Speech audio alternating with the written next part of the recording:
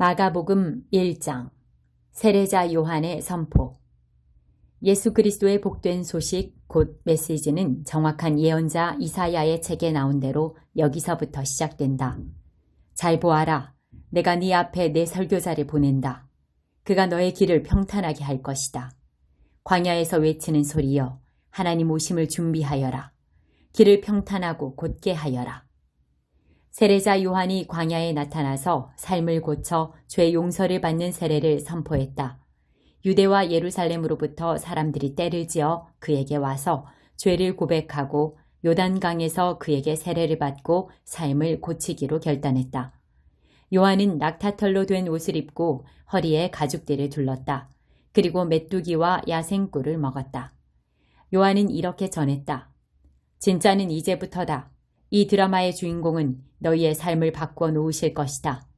그분께 비하면 나는 잔심부름꾼에 지나지 않는다.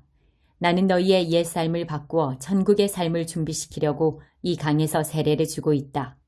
그러나 그분의 세례, 성령의 거룩한 세례는 너희를 완전히 바꾸어 놓을 것이다. 그때 예수께서 갈릴리 나사렛에 오셔서 요단강에서 요한에게 세례를 받으셨다.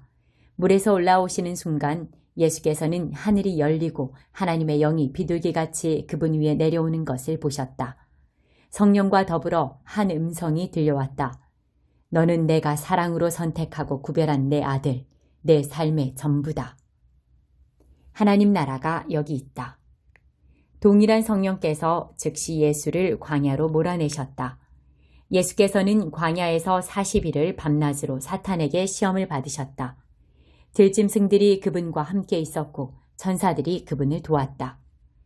요한이 체포된 뒤에 예수께서 갈릴리에 가셔서 하나님의 메시지를 전파하셨다. 때가 다 되었다. 하나님 나라가 여기 있다. 너희 삶을 고치고 메시지를 믿어라. 예수께서 갈릴리 호숫가를 지나시다가 시몬과 그의 동생 안드레가 그물을 던지는 것을 보셨다. 고기잡이는 그들의 평소 직업이었다. 예수께서 그들에게 말씀하셨다. 나와 함께 가자. 내가 너희를 새로운 어부가 되게 하겠다. 잉어와 가물치 대신에 사람을 낚는 법을 가르쳐 주겠다. 그들은 아무것도 묻지 않고 그물을 놓아두고 그분을 따라갔다. 예수께서 호숫가를 10여 미터쯤 더 가시다가 세베대의 아들인 야고보와 요한 형제를 보셨다. 그들은 배에서 그물을 손질하고 있었다. 예수께서 곧바로 그들에게도 똑같이 제안하셨고 그들은 즉시 아버지 세베대와 배와 품꾼들을 버려두고 그분을 따라갔다. 확신에 찬 가르침. 그들은 가버나움에 들어갔다. 안식일이 돌아오자 예수께서 지체하지 않고 회당으로 가셨다. 예수께서는 거기서 가르치며 하루를 보내셨다. 사람들은 종교학자들처럼 궤변과 인용을 늘어놓지 않는 아주 솔직하고 확신에 찬 그분의 가르침에 놀랬다. 예수께서 아직 회당에 있는데 정신이 이상한 사람이 난데없이 끼어들어 소리를 질렀다. 나사렛 사람 예수여, 무슨 일로 우리한테 왔습니까? 나는 당신이 무슨 일을 하려는지 압니다. 당신은 하나님의 거룩한 분이시며 우리를 멸하러 왔습니다. 예수께서 그의 입을 막으셨다. 조용히 하고 그에게서 나오너라. 괴롭히던 귀신이 그 사람에게 경련을 일으키고는 큰 소리로 대들면서 나갔다. 거기 있던 사람들 모두가 믿기지 않는다는 듯 신기해하며 웅성거렸다. 이게 어찌 된 일인가? 이 사람이 더러운 귀신들의 입을 막고 내쫓다니. 말한 대로 이루어지는 새로운 가르침인가? 이 소식이 빠르게 퍼져서 온 갈릴리에 알려졌다. 회당에서 나온 그들은 야고보와 요한과 함께 곧바로 시몬과 안드레의 집으로 갔다. 시몬의 장모가 몸져 누워 있었는데 열이 불덩이 같았다. 그들이 예수께 알렸다. 예수께서 그녀에게 가서 손을 잡아 일으키셨다. 그러자 열이 곧 떨어졌고 그녀는 일행의 저녁을 준비했다. 그날 저녁 해가 저물자 사람들이 병자와 귀신 들려 괴로워하는 사람들을 예수께 데려와서 온 동네가 문전성시를 이루었다. 예수께서 그들의 병든 몸과 고통당하는 심령을 고쳐주셨다. 귀신들이 그분의 참 정체를 알았으므로 예수께서는 그들이 한마디도 하지 못하게 하셨다. 나병 환자를 깨끗하게 하시다. 날이 밝기 한참 전에 예수께서 일어나셔서 한적한 곳으로 기도하러 가셨다. 시몬과 그 일행이 그분을 찾으러 갔다. 예수를 만나자 그들이 말했다. 사람들이 다 주님을 찾고 있습니다. 예수께서 말씀하셨다. 다른 마을로 가자. 내가 거기서도 전도해야 하겠다. 나는 이 일을 하러 왔다. 예수께서는 갈릴리 온 회당을 다니시며 전도하고 귀신을 쫓아내셨다. 한 나병 환자가 그분께 와서 무릎을 꿇고 간청했다. 원하시면 저를 깨끗하게 하실 수 있습니다. 못내 측은한 마음이 든 예수께서 손을 내밀어 그에게 대며 말씀하셨다. 내가 원한다. 깨끗하게 되어라. 그러자 그 즉시 나병이 깨끗이 사라졌고 그의 살갗은 보드랍고 온전해졌다. 예수께서 그를 보내시며 엄히 명하셨다. 누구에게도 아무 말 하지 마라. 깨끗하게 되었으니 모세가 정한 예물을 가지고 제사장에게 가서 너의 몸을 보여라.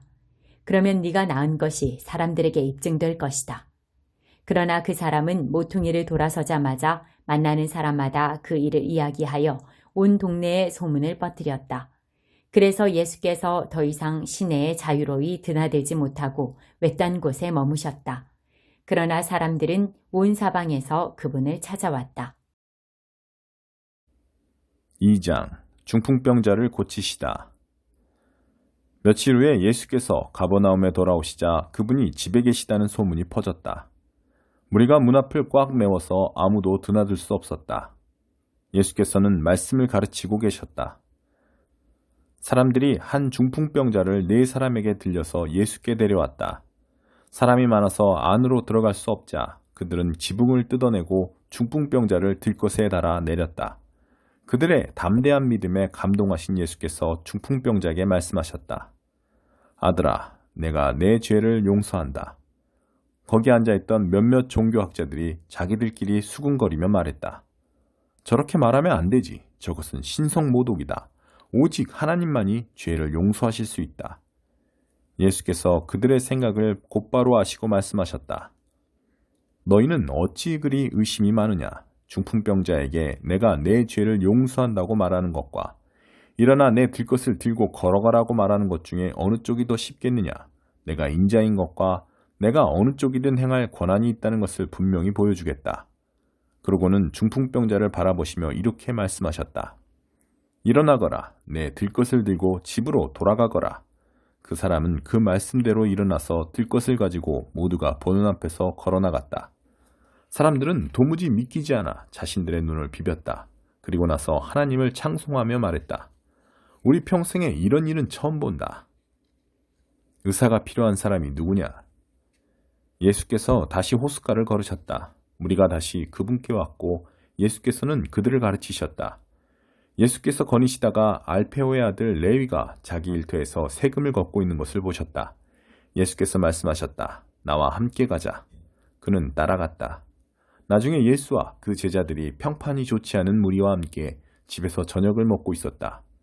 보기에는 아닐 것 같지만 그들 가운데 적지 않은 사람들이 이미 그분을 따르고 있었다. 종교학자와 바리새인들은 예수께서 그런 무리와 어울리는 것을 보고 그분의 제자들에게 따졌다. 쓰레기 같은 인간들과 친하게 지내다니 이게 무슨 본이 되겠소? 예수께서 들으시고 반박하셨다. 의사가 필요한 사람이 누구냐? 건강한 사람이냐? 병든 사람이냐? 내가 여기 있는 것은 영적으로 건강한 사람을 초청하려는 것이 아니라 죄로 병든 사람을 초청하려는 것이다. 잔치인가 금식인가? 요한의 제자들과 바리새인의 제자들은 금식하는 습관이 있었다. 몇몇 사람들이 예수께 와서 따졌다. 요한을 따르는 이들과 바리새인들은 금식 훈련을 하는데 당신을 따르는 이들은 왜 그렇게 하지 않습니까? 예수께서 말씀하셨다. 즐거운 결혼식 중에는 빵과 포도주를 아끼지 않고 실컷 먹는다. 나중에 허리띠를 졸라맬 일이 있을지 모르지만 지금은 아니다. 신랑 신부와 함께 있는 동안에는 즐겁게 보내는 법이다. 정겨운 축하의 모닥불에 찬물을 끼얹는 사람은 없다. 하나님 나라가 임한다는 것은 바로 이런 것이다. 예수께서 계속해서 말씀하셨다. 멀쩡한 스카프를 잘라서 낡은 작업복에 대고 깁는 사람은 없다. 서로 어울리는 천을 찾게 마련이다. 그리고 금이 간 병에는 포도주를 담지 않는 법이다. 어느 안식일에 예수께서 곡식인 무리익은 밭 사이를 걷고 계셨다. 제자들이 길을 가다가 곡식 이삭을 땄다. 바리새인들이 그 일로 예수께 말했다. 보십시오. 당신의 제자들이 안식일 규정을 어기고 있습니다. 예수께서 말씀하셨다. 너희는 다윗이 배고플 때 자기와 함께한 동료들과 한 일을 읽어보지 못했느냐?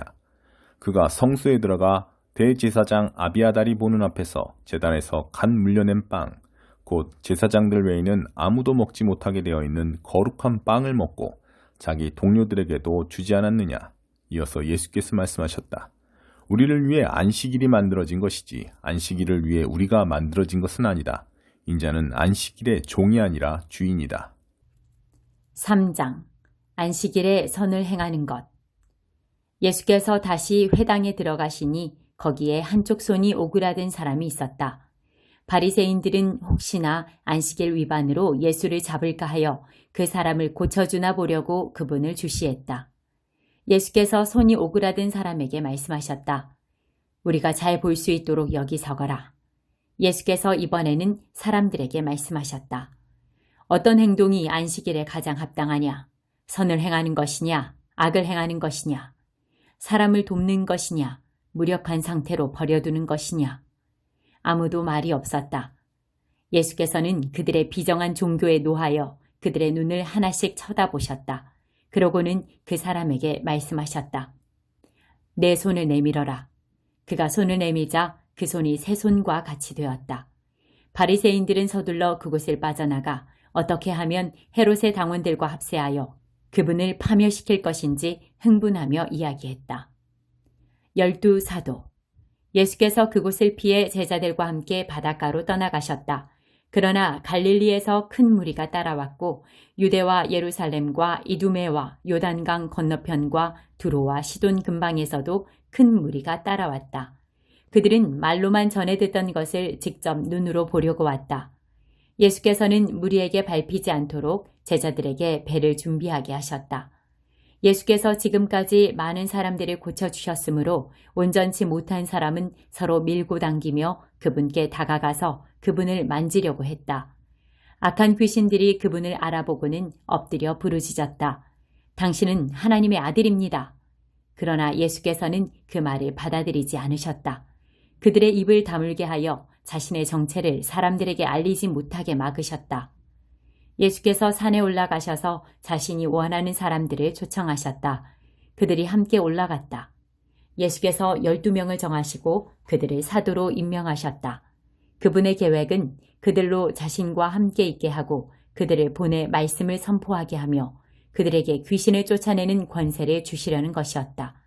그 12명은 다음과 같다. 시몬, 나중에 예수께서 그에게 베드로 곧 바위라는 이름을 지어주셨다. 세베대의 아들 야고보, 야고보의 동생 요한. 예수께서 세베대의 두 아들에게는 천둥의 아들을 뜻하는 보아너게라는 별명을 붙여주셨다.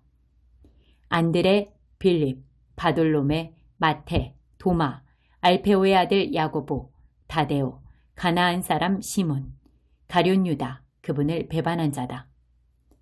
성령을 모독하는 죄. 예수께서 집에 오시자 여느 때처럼 무리가 모여들었다. 예수께 이것저것 해달라고 청하는 사람들이 많아서 그분은 식사할 겨를조차 없었다. 예수의 친구들이 상황을 듣고서 필요하다면 억지로라도 그분을 구해내려고 왔다. 그들은 그분이 제정신을 잃어가는 것은 아닌지 의심했다. 예루살렘에서 종교학자들이 내려와서 예수가 마술을 부리고 마귀의 속임수를 써서 그 능력으로 사람들의 이목을 끌고 있다는 소문을 퍼뜨렸다. 예수께서 그들의 비방에 이런 이야기로 맞섰다. 마귀를 보내 마귀를 잡고 사탄을 이용해 사탄을 없앤다는 것이 말이 되느냐? 늘 싸움질하는 가정은 무너지게 마련이다. 사탄이 사탄과 싸우고 있다면 사탄은 이내 남아나지 못할 것이다. 환한 대낮에 시퍼렇게 눈을 뜬 건장한 사내의 집에 들어가서 그 살림을 가지고 달아나려면 먼저 그 사람을 묶어야 하지 않겠느냐. 그를 묶으면 집을 깨끗이 털 수 있다. 잘 들어라. 내가 너희에게 경고한다. 용서받지 못할 말이나 행동은 없다. 그러나 너희가 하나님의 성령을 끝까지 비방하면 너희를 용서하시는 바로 그분을 물리치는 것이 된다. 그것은 너희 자신이 걸터 앉은 나뭇가지를 톱으로 잘라내는 것이며 용서하시는 그분과의 모든 관계를 너희 자신의 사악함으로 끊어버리는 것이다. 예수께서 이렇게 경고하신 것은 그들이 그분을 악한 자와 한패로 몰았기 때문이다. 순종이 피보다 진하다. 그때 예수의 어머니와 동생들이 나타났다.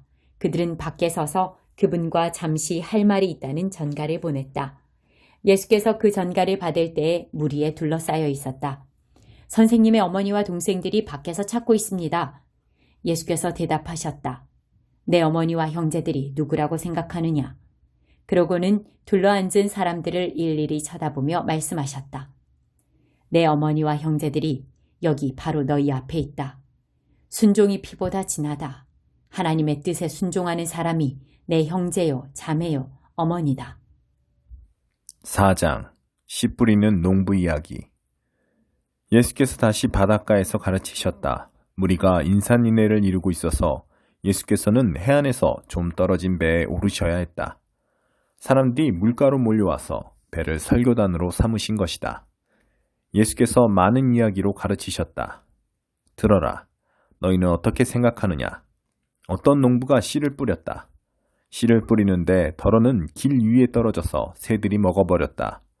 덜어는 자갈밭에 떨어져서 금세 싹이 났으나 뿌리를 내리지 못해 해가 뜨자 곧 시들어버렸다. 덜어는 잡초밭에 떨어져서 싹이 났으나 잡초 틈새에 짓눌려 아무 소용이 없었다. 덜어는 좋은 땅에 떨어져서 무성하게 자라 농부가 생각지도 못한 큰 결실을 맺었다. 너희는 듣고 있느냐? 정말로 듣고 있느냐? 예수께서 따로 계실 때 그분 곁에 있던 사람들이 12제자와 함께 그 이야기에 대해 물었다. 예수께서 그들에게 말씀하셨다. 너희에게는 하나님 나라를 아는 깨달음이 주어졌다. 너희는 하나님 나라가 어떻게 되어가는지 안다. 그러나 아직 볼 줄 모르는 사람들에게는 모든 것을 이야기로 풀어나간다. 마음을 준비시키고 마음을 열어 깨닫도록 주의를 환기시키려는 것이다. 그들은 눈을 떴으나 하나도 보지 못하고 귀가 열렸으나 한마디도 알아듣지 못하며 돌아서지도 않고 용서받기도 거부한다. 예수께서 계속해서 말씀하셨다. 이 이야기가 어떻게 되어가는지 알겠느냐? 내가 하는 모든 이야기는 이렇게 이루어진다. 농부가 말씀을 뿌린다. 어떤 사람은 딱딱한 길가에 떨어진 씨와 같다. 말씀을 듣자마자 사탄이 그 속에 뿌려진 것을 낚아채간다. 또 어떤 사람은 자갈밭에 떨어진 씨와 같다. 그는 처음 말씀을 들을 때는 아주 뜨겁게 반응한다. 하지만 성품의 토양이 얕다 보니 감정이 식거나 어려움이 닥치면 아무 쓸모없게 되고 만다. 잡초밭에 떨어진 씨는 천국 소식을 듣기는 듣지만 해야 할 온갖 일과 갖고 싶은 것에 대한 염려로 짓눌려 있는 사람을 가리킨다. 스트레스에 숨이 막혀서 들은 곳조차 아무 소득이 없다. 그러나 좋은 땅에 뿌려진 씨는 말씀을 듣고 품어서 생각지도 못한 큰 결실을 맺는 사람을 가리킨다. 받는 것보다 주는 것이 더 낫다. 예수께서 계속해서 말씀하셨다. 집에 등잔을 가져와서 통 속이나 침대 밑에 두는 사람이 있느냐? 탁자나 선반 위에 두지 않느냐? 우리는 비밀을 감추어 두지 않고 오히려 말할 것이다. 숨기지 않고 오히려 밝히 드러낼 것이다. 너희는 듣고 있느냐? 정말로 듣고 있느냐? 내가 하는 말을 잘 들어라. 세상에서 너희 힘으로 잘 될 수 있다는 약삭빠른 충고를 조심하여라. 받는 것보다 주는 것이 더 낫다. 베풀면 베풀물 낳는다. 인색하면 가난해진다. 많은 이야기로 말씀하시다. 예수께서 또 말씀하셨다. 하나님 나라는 어떤 사람이 밭에 씨를 뿌리고는 잊어버린 채 잠자리에 든 것과 같다. 씨는 싹이 터서 자라나는데 그는 어떻게 된 일인지 모른다. 그의 도움 없이 땅이 다 알아서 한다. 처음에는 푸른 줄기를 내고 다음에는 꽃봉오리를 내고 그 다음에는 익은 곡식이다. 곡식이 완전히 연글면 거둔다. 추수할 때가 된 것이다. 하나님 나라를 어떻게 묘사할 수 있을까? 어떤 이야기가 좋을까?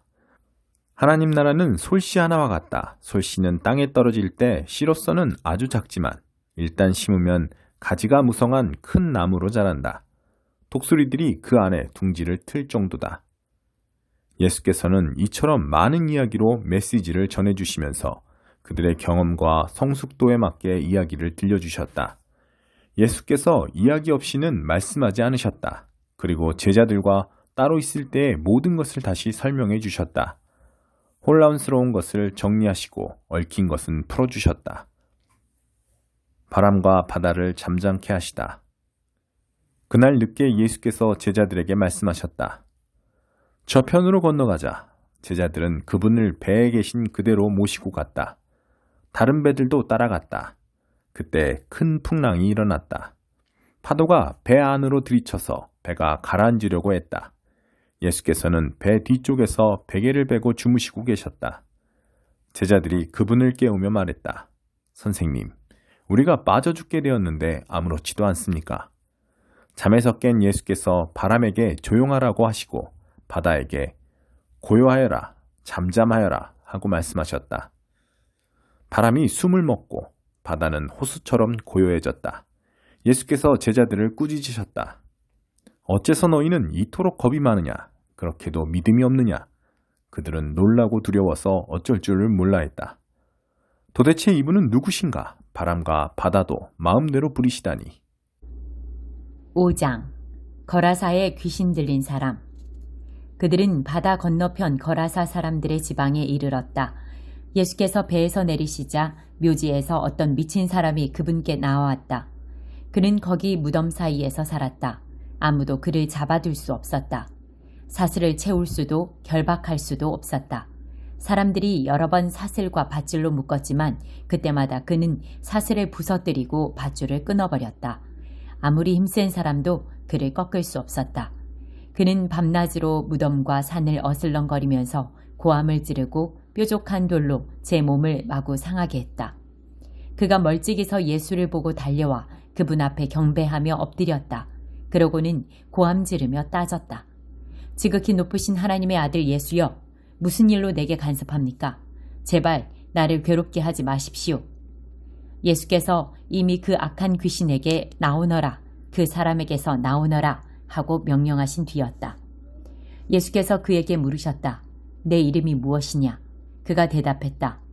내 이름은 패거리입니다. 난동을 부리는 패거리입니다. 그는 자기를 그 지방에서 내쫓지 말아달라고 예수께 애원했다. 마침 근처 언덕에서 큰 돼지떼가 땅을 파헤치며 먹을 것을 찾고 있었다. 귀신들이 예수께 애걸했다. 우리를 돼지에게 보내셔서 그 속에서 살게 해주십시오. 예수께서 그렇게 하라고 말씀하셨다. 그러나 돼지떼의 형편은 그 사람의 형편보다 더 나빠졌다. 돼지들이 미쳐서 벼랑으로 우르르 몰려가더니 바다에 빠져 죽은 것이다. 돼지를 치던 사람들이 혼비백산하여 도망쳐서 시내와 마을에 그 이야기를 전했다. 다들 어찌 된 일인지 보고 싶어 했다. 사람들이 예수께 다가와서 보니 미친 사람이 단정한 옷차림과 멀쩡한 정신으로 앉아 있었다. 그는 더 이상 걸어다니는 정신병원이 아니었다. 그 일을 처음부터 목격한 사람들이 귀신 들린 사람과 돼지떼에게 벌어진 일을 그들에게 말해주었다. 그들은 처음에는 두려워하다가 나중에는 언짢아했다. 돼지들이 익사한 것 때문에 기분이 상했던 것이다. 그들은 예수께 그곳을 떠나 다시는 오지 말라고 당부했다. 예수께서 배에 오르실 때에 귀신한테서 놓인 그 사람이 자기도 함께 가게 해달라고 간청했으나 그분은 허락하지 않으셨다. 예수께서 말씀하셨다. 내 집, 내 가족한테 가거라. 주께서 무엇을 하셨고 어떻게 너를 불쌍히 여기셨는지 그들에게 이야기하여라. 그 사람은 돌아가서 예수께서 자기에게 행하신 일을 데가볼리 10성읍 근방에 전하기 시작했다. 그는 동네의 화제거리였다. 손가락 하나만 대어도. 예수께서 배를 타고 건너가시자 큰 무리가 바닷가에서 그분을 맞이했다.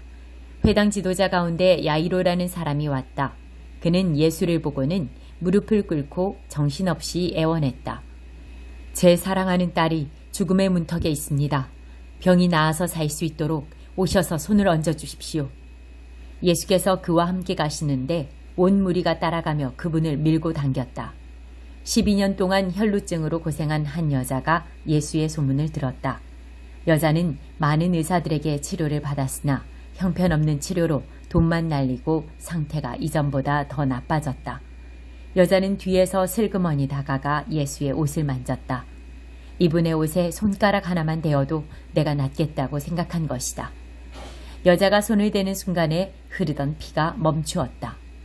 여자는 변화를 느낄 수 있었고 자신의 병이 깨끗이 나은 것을 알았다. 그 순간 예수께서 자신에게서 기운이 나간 것을 아시고 무리에게 돌아서서 물으셨다. 누가 내 옷에 손을 대었느냐? 제자들이 말했다. 무슨 말씀이신지요? 무리가 이렇게 밀고 당기는데 누가 내게 손을 대었느냐고 물으시다니요. 손을 댄 사람이 수십 명은 될 것입니다. 그러나 예수께서는 누가 그렇게 했는지 보려고 계속 둘러보며 물으셨다. 자기가 한 일을 알고 있던 그 여자는 두려워 떨며 앞으로 나아갔다. 여자는 그분 앞에 무릎을 꿇고 자초지종을 이야기했다. 예수께서 여자에게 말씀하셨다. 딸아, 너는 믿음의 모험을 했고 이제 온전해졌다. 잘 살아라. 병이 나았으니 복되게 살아라. 예수께서 아직 말씀하시는 중에 회당장의 집에서 사람들이 와서 회당장에게 말했다. 따님이 죽었습니다. 선생님을 더 괴롭게 해드릴 일이 있겠습니까? 예수께서 그들이 하는 말을 들으시고 그 회당장에게 말씀하셨다. 그들의 말을 듣지 말고 나만 신뢰하여라. 예수께서는 베드로, 야고보, 요한 외에는 아무도 따라오지 못하게 하셨다. 회당장의 집에 들어선 그들은 이야깃거리를 찾는 입방아꾼들과 음식을 나르는 이웃 사이를 헤치고 지나갔다. 예수께서 불쑥 말씀하셨다. 어째서 이렇게 너도 나도 울고불고 말이 많으냐? 이 아이는 죽은 것이 아니라 자고 있다. 사람들은 저가 알지도 못하면서 저런 말을 한다고 비웃었다. 예수께서 그들을 다 내보내신 뒤에 아이 부모와 자기 동료들만 데리고 아이 방으로 들어가셨다. 예수께서 소녀의 손을 꼭 잡고 말씀하셨다. 달리다 굼. 이는 소녀야 일어나라 라는 뜻이다. 그러자 소녀가 일어나서 걸어다녔다. 소녀의 나이는 12살이었다. 그들은 모두 기뻐서 어쩔 줄 몰라 했다. 예수께서는 그 방에서 일어난 일을 아무에게도 알리지 말라고 그들에게 엄히 명하셨다. 그리고 아이에게 먹을 것을 주어라고 말씀하셨다. 6장. 고향에서 배척받으시다. 예수께서 그곳을 떠나 자기 고향으로 돌아가셨다. 제자들도 함께 갔다. 안식일에 예수께서 회당에서 설교하셨다. 예수께서는 모든 사람의 감탄을 자아낼 정도로 대단하셨다. 사람들이 말했다. 이 사람이 이렇게 훌륭한 사람인지 미처 몰랐다. 어떻게 이렇게 갑자기 지혜로워지고 이런 능력을 갖게 되었을까? 그러나 한편으로 그들은 언제 그랬느냐는 듯이 어느새 그분을 깎아내리고 있었다. 이 사람은 목수요 마리아의 아들에 불과하다. 우리는 그를 어려서부터 알았다. 그의 동생 야고보와 요셉과 유다와 시몬, 그리고 그의 누이들도 우리가 안다. 도대체 그는 자기가 누구라고 저러는 것인가? 그들은 예수에 대해 조금 아는 것에 걸려 넘어졌던 것이다. 그들은 거기서 더 이상 나아가지 못했다. 예수께서 그들에게 말씀하셨다. 예언자는 자기 고향, 자기 친척, 자기가 어려서 놀던 길목에서는 별로 존경을 받지 못하는 법이다. 예수께서는 거기서 많은 일을 행하실 수 없었다. 몇몇 병자들에게 손을 얹어 고쳐주신 것이 전부였다. 그들의 완고함을 예수께서도 어찌할 수 없었다. 그래서 예수께서는 그곳을 떠나 다른 마을을 다니시며 가르치셨다. 12제자를 파송하시다. 예수께서 12제자를 부르셔서 둘씩 짝을 지어 내보내시며 그들에게 악한 세력을 물리치는 권세와 능력을 주셨다. 예수께서는 그들을 보내시며 이런 지침을 주셨다. 이 일에 별도의 준비가 필요하다고 생각하지 마라. 먼저 너희 자신을 준비하여라. 특별히 돈을 모금할 것도 없다. 간소하게 하여라. 고급 여관도 안 된다. 적당한 곳을 찾아가 떠날 때까지 그곳으로 만족하여라. 사람들이 너희를 맞아들이지 않고 너희 말을 듣지 않거든 조용히 나오너라. 소란 피울 것 없다. 무시해버리고 너희의 길을 가면 된다. 곧 제자들은 길을 나섰다. 그들은 삶이 근본적으로 달라질 수 있음을 기쁜 마음으로 긴박하게 전했다. 가는 곳마다 귀신을 쫓아냈다. 병자들의 몸에 기름을 발라 건강을 되찾게 해주고 그들의 심령을 고쳐주었다. 요한의 죽음. 예수의 이름이 만인의 입에 오르내리고 있을 그즈음에 헤롯 왕도 그 모든 소식을 들었다. 그가 말했다. 죽은 세례자 요한이 다시 살아난 것이 틀림없다. 그래서 그 사람이 능히 기적을 행하는 것이다. 다른 사람들이 말했다. 아닙니다. 그는 엘리야입니다. 또 다른 사람들이 말했다. 그는 예언자입니다. 옛 예언자들 가운데 한 사람과 같습니다. 그러나 헤롯은 굽히지 않았다. 틀림없이 요한이다. 내가 그의 목을 베었는데 이제 그가 다시 살아난 것이다. 헤롯은 자기 동생 빌립의 아내였던 헤로디아의 잔소리에 못 이겨 요한의 체포를 명하고 그에게 사슬을 채워 감옥에 가두었던 자다. 요한은 헤롯과 헤로디아의 관계가 불륜이라고 말해 헤롯을 자극했다. 헤로디아는 증오에 사무쳐서 요한을 죽이고 싶었으나 헤롯이 요한을 두려워하여 감히 그렇게 하지 못했다. 요한이 거룩한 사람이라고 굳게 믿었던 헤롯은 그를 특별 대우했다. 헤롯은 요한의 말을 들을 때마다 양심의 가책을 받아 괴로워하면서도 그를 멀리할 수 없었다. 요한에게는 헤롯을 계속 잡아끄는 어떤 힘이 있었다. 그러나 끝내 불길한 날이 왔다. 헤롯이 갈릴리의 모든 고관과 귀족들을 초대해 생일잔치를 벌인 날이었다. 헤로디아의 딸이 연회장에 들어와서 손님들을 위해 춤을 추었다. 헤롯과 손님들은 감탄했다. 왕이 소녀에게 말했다. 내게 무엇이든 청하거라. 내가 원하는 것이면 무엇이든 주마. 그는 흥분하여 계속했다. 맹세하는데 내가 말만 하면 내 나라를 너와 반반씩이라도 나누겠다. 그 딸은 어머니에게 돌아가서 말했다. 무엇을 청할까요? 세례자 요한의 머리를 달라고 하거라. 딸은 급히 왕에게 달려가서 말했다. 지금 당장 세례자 요한의 머리를 쟁반에 담아 주십시오. 왕은 한순간 정신이 번쩍 들었다. 그러나 그는 손님들에게 체면을 잃고 싶지 않아서 잠자코 소녀의 소원을 들어주었다. 왕은 사형집행관을 감옥으로 보내 요한의 머리를 가져오라고 명했다. 그가 가서 요한의 목을 베어 쟁반에 담아와서 소녀에게 주었고 소녀는 그것을 다시 자기 어머니에게 주었다. 요한의 제자들이 이 일을 듣고 와서 그 시신을 거두어다가 무덤에 안정했다. 너희가 먹을 것을 주어라.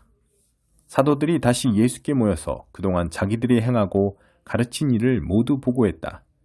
예수께서 말씀하셨다. 따로 어디 가서 잠깐 쉬도록 하자. 그만큼 오가는 사람들의 발길이 끊이지 않았고 그들은 음식 먹을 겨를조차 없었다. 그래서 그들은 배를 타고 따로 한적한 곳으로 떠났다. 그들이 가는 것을 본 사람이 있어서 금세 소문이 퍼졌다.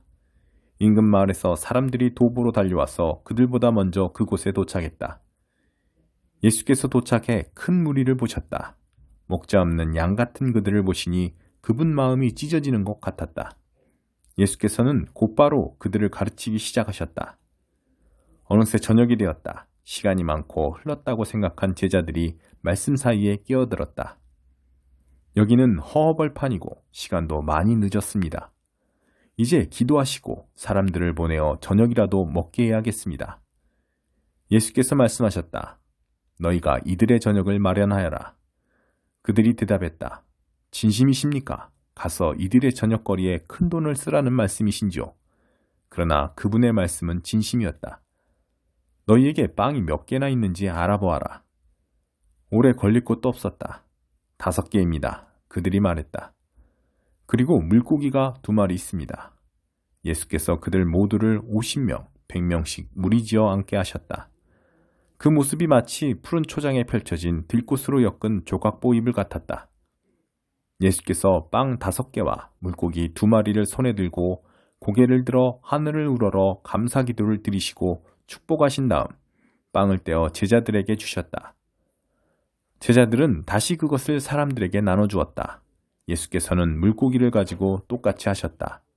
사람들 모두가 배불리 먹었다. 제자들이 남은 것을 거두니 12바구니나 되었다. 저녁을 먹은 사람들이 5,000명이 넘었다. 바다 위를 걸어오시다. 식사가 끝나자 예수께서 제자들을 재촉하여 배를 타고 먼저 건너편 벳세다로 가게 하시고 그동안의 무리를 돌려보내셨다. 사람들을 보내신 뒤에 예수께서는 산에 올라가 기도하셨다. 밤늦게 배는 이미 바다 멀리까지 나갔는데 예수께서는 아직 무태 혼자 계셨다. 맞바람을 맞아 노를 젓느라 고생하는 제자들의 모습이 보였다. 새벽 4시쯤에 예수께서 바다 위를 걸어 그들 쪽으로 가셨다. 예수께서 바로 그들 옆을 지나려고 하셨다. 그러나 제자들은 바다 위를 걸어오시는 예수를 보고 유령인 줄 알고 무서워 꼼짝도 못한 채 비명을 질렀다. 예수께서 얼른 그들을 안심시켰다. 안심하여라. 나다. 두려워 마라. 예수께서 배에 오르자마자 바람이 가라앉았다. 제자들은 너무 놀라서 이게 무슨 일인가 싶어 고개를 저었다. 그들은 예수께서 저녁 식사 때 하신 일을 미처 깨닫지 못하고 있었다. 그 무엇도 아직 그들의 마음속까지 파고들지 못했던 것이다. 그들은 게네사렛에 배를 댔다. 그들이 배에서 내리자 순식간에 소문이 퍼졌다. 사람들이 이리저리 내달리며 들것에 병자들을 메고 예수가 계신 곳으로 데려왔다. 마을이나 시내나 촌 내거리마다 그분이 가시는 곳이면 어디든지 사람들이 병자들을 데리고 나와서 그분의 옷자락을 만지게 해달라고 간청했다. 그것이 전부였다. 그분을 만진 사람은 누구나 병이 나았다. 7장. 참으로 너희를 더럽히는 것. 바리새인들이 예루살렘에서 온 몇몇 종교학자들과 함께 예수의 주위에 모였다. 그들은 예수의 제자 몇이 식사 전에 씻는 정결 예식을 소홀히 하는 것을 보았다. 바리새인을 비롯한 유대인들은 의식상 손 씻는 신용을 하지 않고는 절대 식사를 하지 않았다. 시장에서 돌아왔을 때에는 특히 더욱 문질러 씻었다. 컵과 냄비와 접시를 닦는 것은 말할 것도 없었다. 바리새인과 종교학자들이 물었다. 어째서 당신의 제자들은 규정을 우습게 알고 손도 씻지 않고 식탁에 앉는 겁니까? 예수께서 대답하셨다. 너희 같은 사기꾼들에 대해 이사야가 전국을 찔러서 말했다. 이 사람들이 거창하게 말은 바로 하지만 그 속에 마음이 담겨 있지 않다. 그들은 나를 예배하는 것처럼 행동하지만 진심에서 우러난 것이 아니다. 무엇이든 자기네 구미에 맞는 가르침을 위해 내 이름을 팔고 있을 뿐이다. 하나님의 계명은 버린 채 최신 유행을 쫓기에 바쁘다. 예수께서 계속해서 말씀하셨다. 그래, 잘도 하는구나. 너희는 종교의 유행을 따르는데 거추장스럽지 않도록 하나님의 계명을 저버리고 있다. 모세는 너희 부모를 공경하라고 했고 또 누구든지 부모를 욕하는 사람은 반드시 죽여야 한다고 했다. 그러나 너희는 부모에게 드려야 할 것이 있어도 부모 대신에 하나님께 예물로 바쳤습니다 말하면서 그 계명을 회피하고 있다. 아버지나 어머니에 대한 의무를 그렇게 모면하고 있는 것이다. 너희는 하나님의 말씀을 지워버리고 그 자리에 아무 것이나 원하는 대로 써넣는다. 너희는 이 같은 일을 다반사로 한다. 예수께서 다시 무리를 불러놓고 말씀하셨다. 잘 듣고 마음에 새겨두어라. 너희 삶을 더럽히는 것은 너희가 입으로 삼키는 것이 아니라 너희 입에서 토해내는 것이다. 그것이야말로 정말 더러운 것이다. 예수께서 무리와 헤어져 집에 돌아오셨을 때 제자들이 말했다. 잘 모르겠습니다. 쉽게 말씀해 주십시오. 예수께서 말씀하셨다.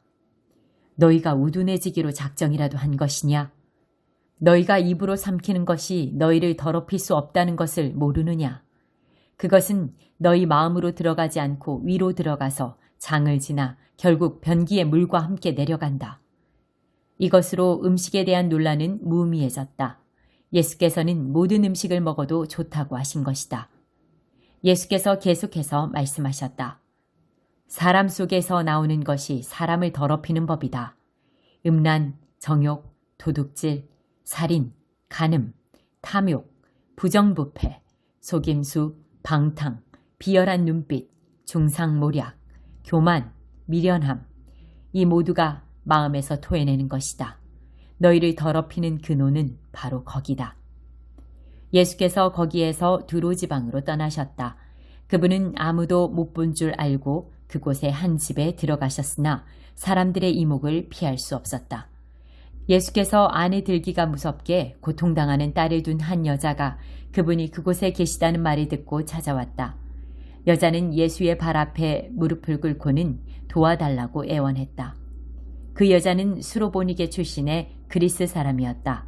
여자는 예수께 자기 딸을 고쳐달라고 간청했다.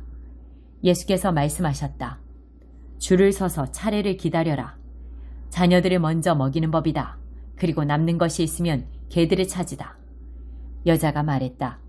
지당하신 말씀입니다. 주님, 하지만 상 밑의 개들도 자녀들이 흘리는 부스러기는 먹지 않습니까? 예수께서 감동하셨다. 네 말이 맞다. 가거라. 내 딸이 더 이상 고통당하지 않게 되었다. 괴롭히던 귀신이 떠나갔다. 여자가 집에 가보니 딸이 침대에 편히 누웠고 고통이 아주 사라져버렸다. 예수께서 다시 두로 지방을 떠나서 시돈을 지나 갈릴리 호수로 돌아와서 데가볼리 지방으로 건너가셨다. 어떤 사람들이 듣지도 말하지도 못하는 사람을 예수께 데려와 손을 얹어 고쳐주시기를 청했다. 예수께서 그 사람을 따로 데리고 저만치 가셔서 그의 귀에 손가락을 넣고 그의 혀에 침을 묻히셨다. 그러고는 하늘을 우러러 기도하시고 깊이 탄식하며 명하셨다. 에바다, 열려라. 그러자 그대로 되었다. 그 사람의 귀는 이제 똑똑히 들렸고 말도 분명해졌다. 순식간의 일이었다. 예수께서 그들에게 입단속을 시켰으나 그럴수록 그들은 흥분하여 더욱 퍼뜨리고 다녔다. 전부 그분이 하신 일인데 대단한 일이다. 그분은 듣지 못하는 사람도 듣게 하시고 말하지 못하는 사람도 말하게 하신다. 8장 4,000명을 배불리 먹이시다. 그즈음에 예수께서 배고픈 무리 앞에 다시 서게 되셨다. 예수께서 제자들을 불러 말씀하셨다. 이 무리를 보니 내 마음이 몹시 아프구나. 이들이 사흘이나 나와 함께 있었는데 이제 먹을 것이 없다. 배고픈 채로 돌려보내면 가다가 지쳐 쓰러질 것이다. 이 가운데는 멀리서 온 사람들도 있다. 제자들이 대답했다. 저희가 어떻게 하면 좋겠습니까? 여기 광야에서 어떻게 음식을 살 수 있겠습니까? 예수께서 물으셨다. 너희에게 빵이 얼마나 있느냐? 7개입니다. 그들이 말했다. 그러자 예수께서 무리를 바닥에 앉게 하셨다. 예수께서 감사를 드리신 후에 빵 7개를 조금씩 떼어 제자들에게 주셨고 제자들은 그것을 무리에게 나누어 주었다. 마침 거기에 물고기도 몇 마리 있었다. 또 예수께서 물고기를 가지고 감사를 드리신 후에 제자들을 시켜 사람들에게 나누어 주게 하셨다. 사람들은 배불리 먹었다. 남은 것을 거두니 7자루였다. 식사한 사람이 좋기 4,000명이 넘었다. 그때에야 예수께서 사람들을 집으로 보내셨다. 예수 자신은 제자들과 함께 곧바로 배로 가서 달마누다로 떠나셨다. 그들이 도착하자 바리새인들이 나와서 예수께 바짝 달라붙었다. 그러고는 자신을 입증해 보이라고 그분을 괴롭히며 궁지로 몰아세웠다. 예수께서 노하여 말씀하셨다. 어찌하여 이 세대는 기적과 같은 증거를 찾아서 난리들이냐? 내가 이것만 분명히 말해두겠다. 너희는 꿈에라도 증거를 받을 생각은 하지 마라.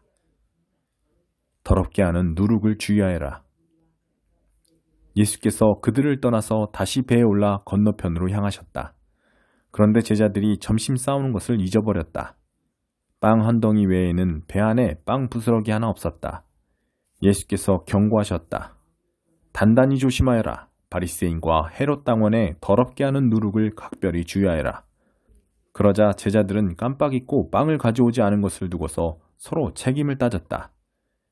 예수께서 들으시고 말씀하셨다. 빵을 잊어버렸다고 이 소란이냐? 내 말뜻을 못 알아듣겠느냐? 그렇게도 모르겠느냐? 내가 빵 5개를 떼어서 5,000명을 먹인 일을 잊었느냐? 남은 것을 너희가 몇 바구니나 거두었느냐? 그들이 말했다. 12바구니입니다. 빵 7개로 4,000명을 먹이고 남은 것은 몇 자루나 되었더냐? 7자루입니다. 예수께서 말씀하셨다. 아직도 모르겠느냐? 그들이 벳세다에 도착했다. 어떤 사람들이 시력을 잃은 한 사람을 예수께 데려와서 손을 대어 고쳐주시기를 청했다. 예수께서 그의 손을 잡고 마을 밖으로 데리고 나가셨다. 그리고 그 사람의 눈에 침을 묻히고 그에게 손을 얹으시며 물으셨다. 무엇이 보이느냐? 그가 고개를 들었다. 사람들이 보입니다. 마치 나무가 걸어가는 것 같습니다. 예수께서 그의 눈에 다시 손을 얹으셨다. 그 사람은 이리저리 보더니 시력이 완전히 회복된 것을 알았다. 모든 것이 2.0 시력으로 밝히 보였던 것이다. 예수께서 그를 곧장 집으로 돌려보내시며 말씀하셨다. 마을로 들어가지 마라. 주님은 메시아이십니다. 예수와 제자들이 빌립보의 가이사랴 근방에 있는 마을들로 향했다. 걸어가면서 예수께서 물으셨다. 사람들이 나를 누구라고 하더냐? 그들이 말했다. 세례자 요한이라고 하는 사람들도 있고 엘리야라고 하는 사람들도 있고 예언자 가운데 한 사람이라고 하는 사람들도 있습니다. 그러자 예수께서 물으셨다. 그러면 너희는 나를 누구라고 말하겠느냐? 내가 누구냐? 베드로가 대답했다. 주님은 그리스도 곧 메시아이십니다. 예수께서는 그것을 비밀로 하되 아무에게도 입 밖에 내지 말라고 경계하셨다. 그러고는 그들에게 다음 일을 설명하기 시작하셨다. 이제부터 인자는 처참한 고난을 받고 장로와 대제사장과 종교학자들에게 재판에서 유죄를 선고받아 죽임을 당하고 사흘 후에 다시 살아나야 한다. 예수께서는 이 말씀을 그들이 놓치지 않도록 쉽고 분명하게 말씀해 주셨다. 그러나 베드로가 예수를 붙들고 항의했다. 예수께서는 어떻게 받아들여야 할지 몰라서 머뭇거리고 있는 제자들을 돌아보시고 베드로를 꾸짖으셨다. 베드로야, 썩 비켜라. 사탄아, 물러가라. 너는 하나님이 어떻게 일하시는지 조금도 모른다. 예수께서 제자들과 함께 무리를 옆에 불러놓고 말씀하셨다. 누구든지 나와 함께 가려면 내가 가는 길을 따라야 한다. 결정은 내가 한다. 너희가 하는 것이 아니다. 고난을 피해 달아나지 말고 오히려 고난을 끌어안아라. 나를 따라오너라. 그러면 내가 방법을 일러주겠다. 자기 스스로 세우려는 노력에는 아무 희망이 없다. 자기를 희생하는 것이야말로 너희 자신, 곧 너희의 참된 자아를 구원하는 길이며 나의 길이다. 원하는 것을 다 얻고도 참된 자기 자신을 잃으면 무슨 유익이 있겠느냐? 너희 목숨을 무엇과 바꾸겠느냐? 너희 가운데 누구든지 변덕스럽고 중심 없는 친구들과 사귀면서 나와 너희를 인도하는 내 방식을 부끄러워하면 인자도 아버지 하나님의 모든 영광에 쌓여 거룩한 천사들을 거느리고 올 때 그를 더 부끄럽게 여길 줄로 알아라. 9장. 예수께서 이렇게 쐐기를 박으셨다. 이것은 믿을 수 없는 훗날의 이야기가 아니다. 여기 서 있는 너희 가운데 그렇게 되는 것을 볼 사람들도 있다. 그들은 하나님 나라가 위엄 있게 임하는 것을 볼 것이다. 영광 가운데 계신 예수. 엿새 후에 그들 가운데 세 사람이 정말 그것을 보았다. 예수께서 베드로와 야고보와 요한을 데리고 높은 산에 올라가셨다. 그리고 그들 눈앞에서 그분의 모습이 완전히 변했다. 그분의 옷은 아무리 표백해도 더 하얘질 수 없을 만큼 반짝반짝 빛났다. 엘리야와 모세가 함께 나타나서 예수와 깊은 대화를 나누고 있었다. 베드로가 끼어들었다. 랍비님, 지금은 중대한 순간입니다. 기념비 셋을 세우는 것이 어떻겠습니까? 하나는 주님을 위해, 하나는 모세를 위해, 하나는 엘리야를 위해서 말입니다. 일행과 마찬가지로 눈앞의 광경에 놀란 베드로가 무심코 내뱉은 말이었다. 바로 그때 비처럼 환한 구름이 그들을 덮더니 구름 속 깊은 데서 한 음성이 들려왔다. 이는 내가 사랑으로 구별한 내 아들이다. 그의 말을 들어라. 잠시 후에 제자들이 눈을 비비며 주변을 둘러보니 오직 예수밖에 보이지 않았다. 산을 내려오면서 예수께서 그들에게 비밀을 지킬 것을 엄히 명하셨다. 너희가 본 것을 아무에게도 말하지 마라. 그러나 인자가 죽은 자들 가운데서 살아난 뒤에는 말해도 좋다. 그들은 죽은 자들 가운데서 살아난다는 것이 도대체 무슨 말인지 몰라 고개를 갸우뚱거렸다. 중간에 제자들이 물었다. 종교학자들은 왜 엘리야가 먼저 와야 한다고 말합니까? 예수께서 대답하셨다. 과연 엘리야가 먼저 와서 인자가 올 때를 위해 모든 것을 준비한다. 사람들이 이 엘리야를 업신여겼고 사람들이 인자도 똑같이 업신여길 것이다. 인자는 성경에 기록된 대로 심한 고난과 천대와 멸시를 받을 것이다. 기도가 아니고는 할 수 없다. 그들이 산을 내려와 다른 제자들에게 돌아오니 주위에 큰 무리가 보이고 종교학자들이 제자들에게 따져 묻고 있었다. 예수를 보자마자 무리 가운데 반가운 기운이 일었다. 사람들이 달려와서 그분을 맞이했다. 예수께서 물으셨다. 무슨 일이냐? 왜 이렇게 소란스러우냐? 무리 가운데 한 남자가 대답했다. 선생님, 귀신 때문에 말을 못하는 제 아들을 선생님께 데려왔습니다. 귀신이 사로잡을 때마다 아이가 바닥에 거꾸러져 입에 거품을 물고 이를 갈면서 막대기처럼 굳어집니다. 선생님의 제자들에게 구해주기를 바라고 말했지만 그들은 하지 못했습니다.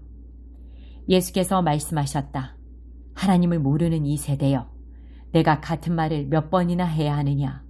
얼마나 더 참아야 하느냐? 아이를 이리 데려오너라. 그들이 아이를 데려왔다. 귀신이 예수를 보고 아이에게 발작을 일으키게 하니 아이는 입에 거품을 물고 바닥에서 몸을 뒤틀었다. 예수께서 아이의 아버지에게 물으셨다. 이렇게 된 지 얼마나 되었느냐?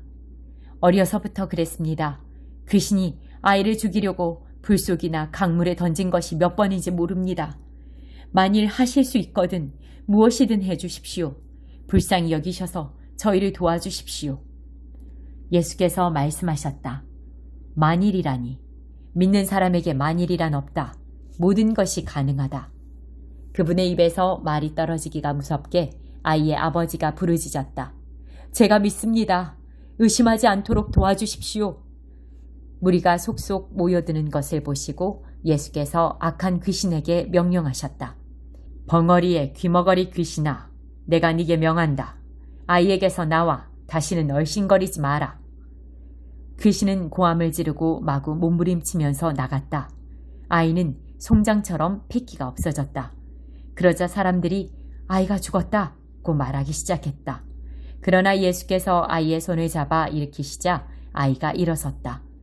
집에 돌아온 뒤에 제자들이 예수를 붙들고 물었다.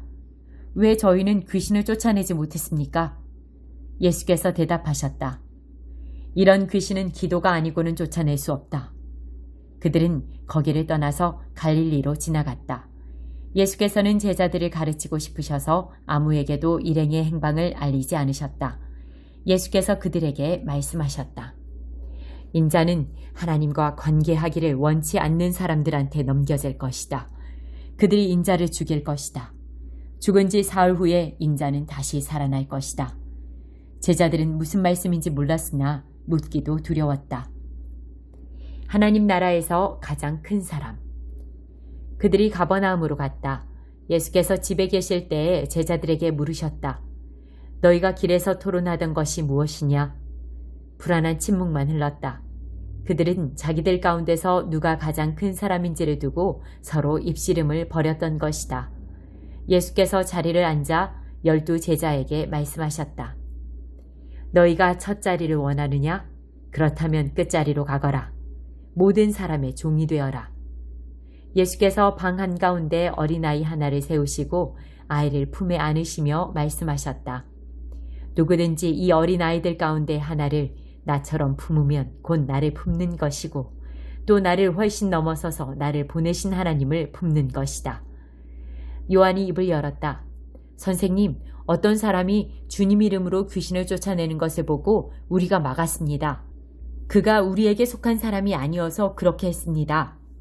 예수께서 기뻐하지 않으셨다. 그를 막지 마라. 내 이름으로 선하고 능력 있는 일을 하고서 바로 나를 깎아내릴 사람은 없다. 그가 적이 아니라면 곧 우리 편이다. 누구든지 내 이름으로 너희에게 물 한 잔만 주어도 그는 우리 편이다. 하나님이 반드시 알아주실 것이다. 그러나 너희가 어린아이처럼 순진하게 믿는 이들 중에 하나를 괴롭히고 못살게 굴거나 그들의 믿음을 이용하면 너희는 곧 후회하게 될 것이다. 차라리 너희 목에 맷돌을 달고 호수 한복판으로 뛰어드는 편이 낫다. 내 손이나 발이 하나님께 방해가 되거든 찍어내버려라. 손이나 발이 없더라도 살아있는 것이 2 손과 2 발을 보란듯이 가지고서 영원히 불타는 용광로 속에 있는 것보다 낫다. 또 너의 눈이 너를 하나님에게서 멀어지게 하거든 뽑아내버려라. 한눈으로 살아있는 것이 지옥불 속에서 2.0 시력을 발휘하는 것보다 낫다. 머지않아 모든 사람이 재련의 불 속을 지나겠지만 너희는 영원한 불꽃으로부터 보호받고 보존될 것이다. 너희는 스스로 보존하는 자가 되어라. 평화를 지키는 자가 되어라. 10장 이혼과 간음. 예수께서 거기에서 떠나 요단강 건너편 유대 지방으로 가셨다. 매번 그러듯이 무리가 따라왔고 예수께서는 늘 하시던 대로 그들을 가르치셨다. 바리새인들이 예수를 괴롭힐 요량으로 다가와서 물었다. 남자가 아내와 이혼하는 것이 율법에 맞습니까? 예수께서 말씀하셨다. 모세가 뭐라고 명령했느냐? 그들이 대답했다. 모세는 이혼 증서를 써주고 아내와 이혼해도 된다고 허락했습니다. 예수께서 말씀하셨다.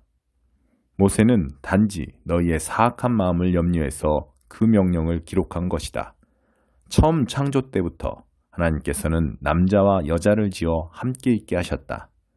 그래서 남자는 부모를 떠나 여자와 결혼하여 한 몸이 된다. 더 이상 둘이 아니라 새롭게 연합하여 한 몸을 이루는 것이다. 남자와 여자의 이 유기적인 연합은 하나님께서 창조하신 것이다. 그러니 누구도 그들을 갈라놓아서 그분의 작품을 모독해서는 안 된다. 집에 돌아와서 제자들이 다시 그 이야기를 꺼냈다.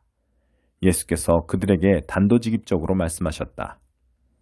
다른 여자와 결혼하려고 자기 아내와 이혼하는 남자는 아내에게 간음하는 것이다. 또한 다른 남자와 결혼하려고 자기 남편과 이혼하는 여자도 남편에게 간음하는 것이다. 사람들이 예수께서 만져주시기를 바라며 그분께 아이들을 데려왔다. 하지만 제자들이 그들을 쫓아냈다. 예수께서 노하시며 제자들에게 말씀하셨다. 이 아이들을 쫓아내지 마라. 절대로 아이들과 나 사이에 끼어서 방해하지 마라. 천국의 삶에는 이 아이들이 중심에 있다. 명심하여라. 너희가 하나님 나라를 아이처럼 단순하게 받아들이지 않으면 절대로 그 나라에 들어갈 수 없다.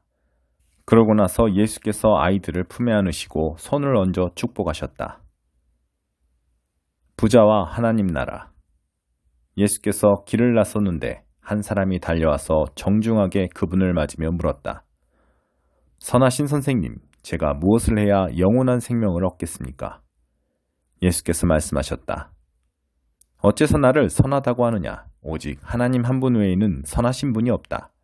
계명에 살인하지 마라, 간음하지 마라, 도둑질하지 마라, 거짓말하지 마라, 속이지 마라, 내 부모를 공경하라 하지 않았더냐?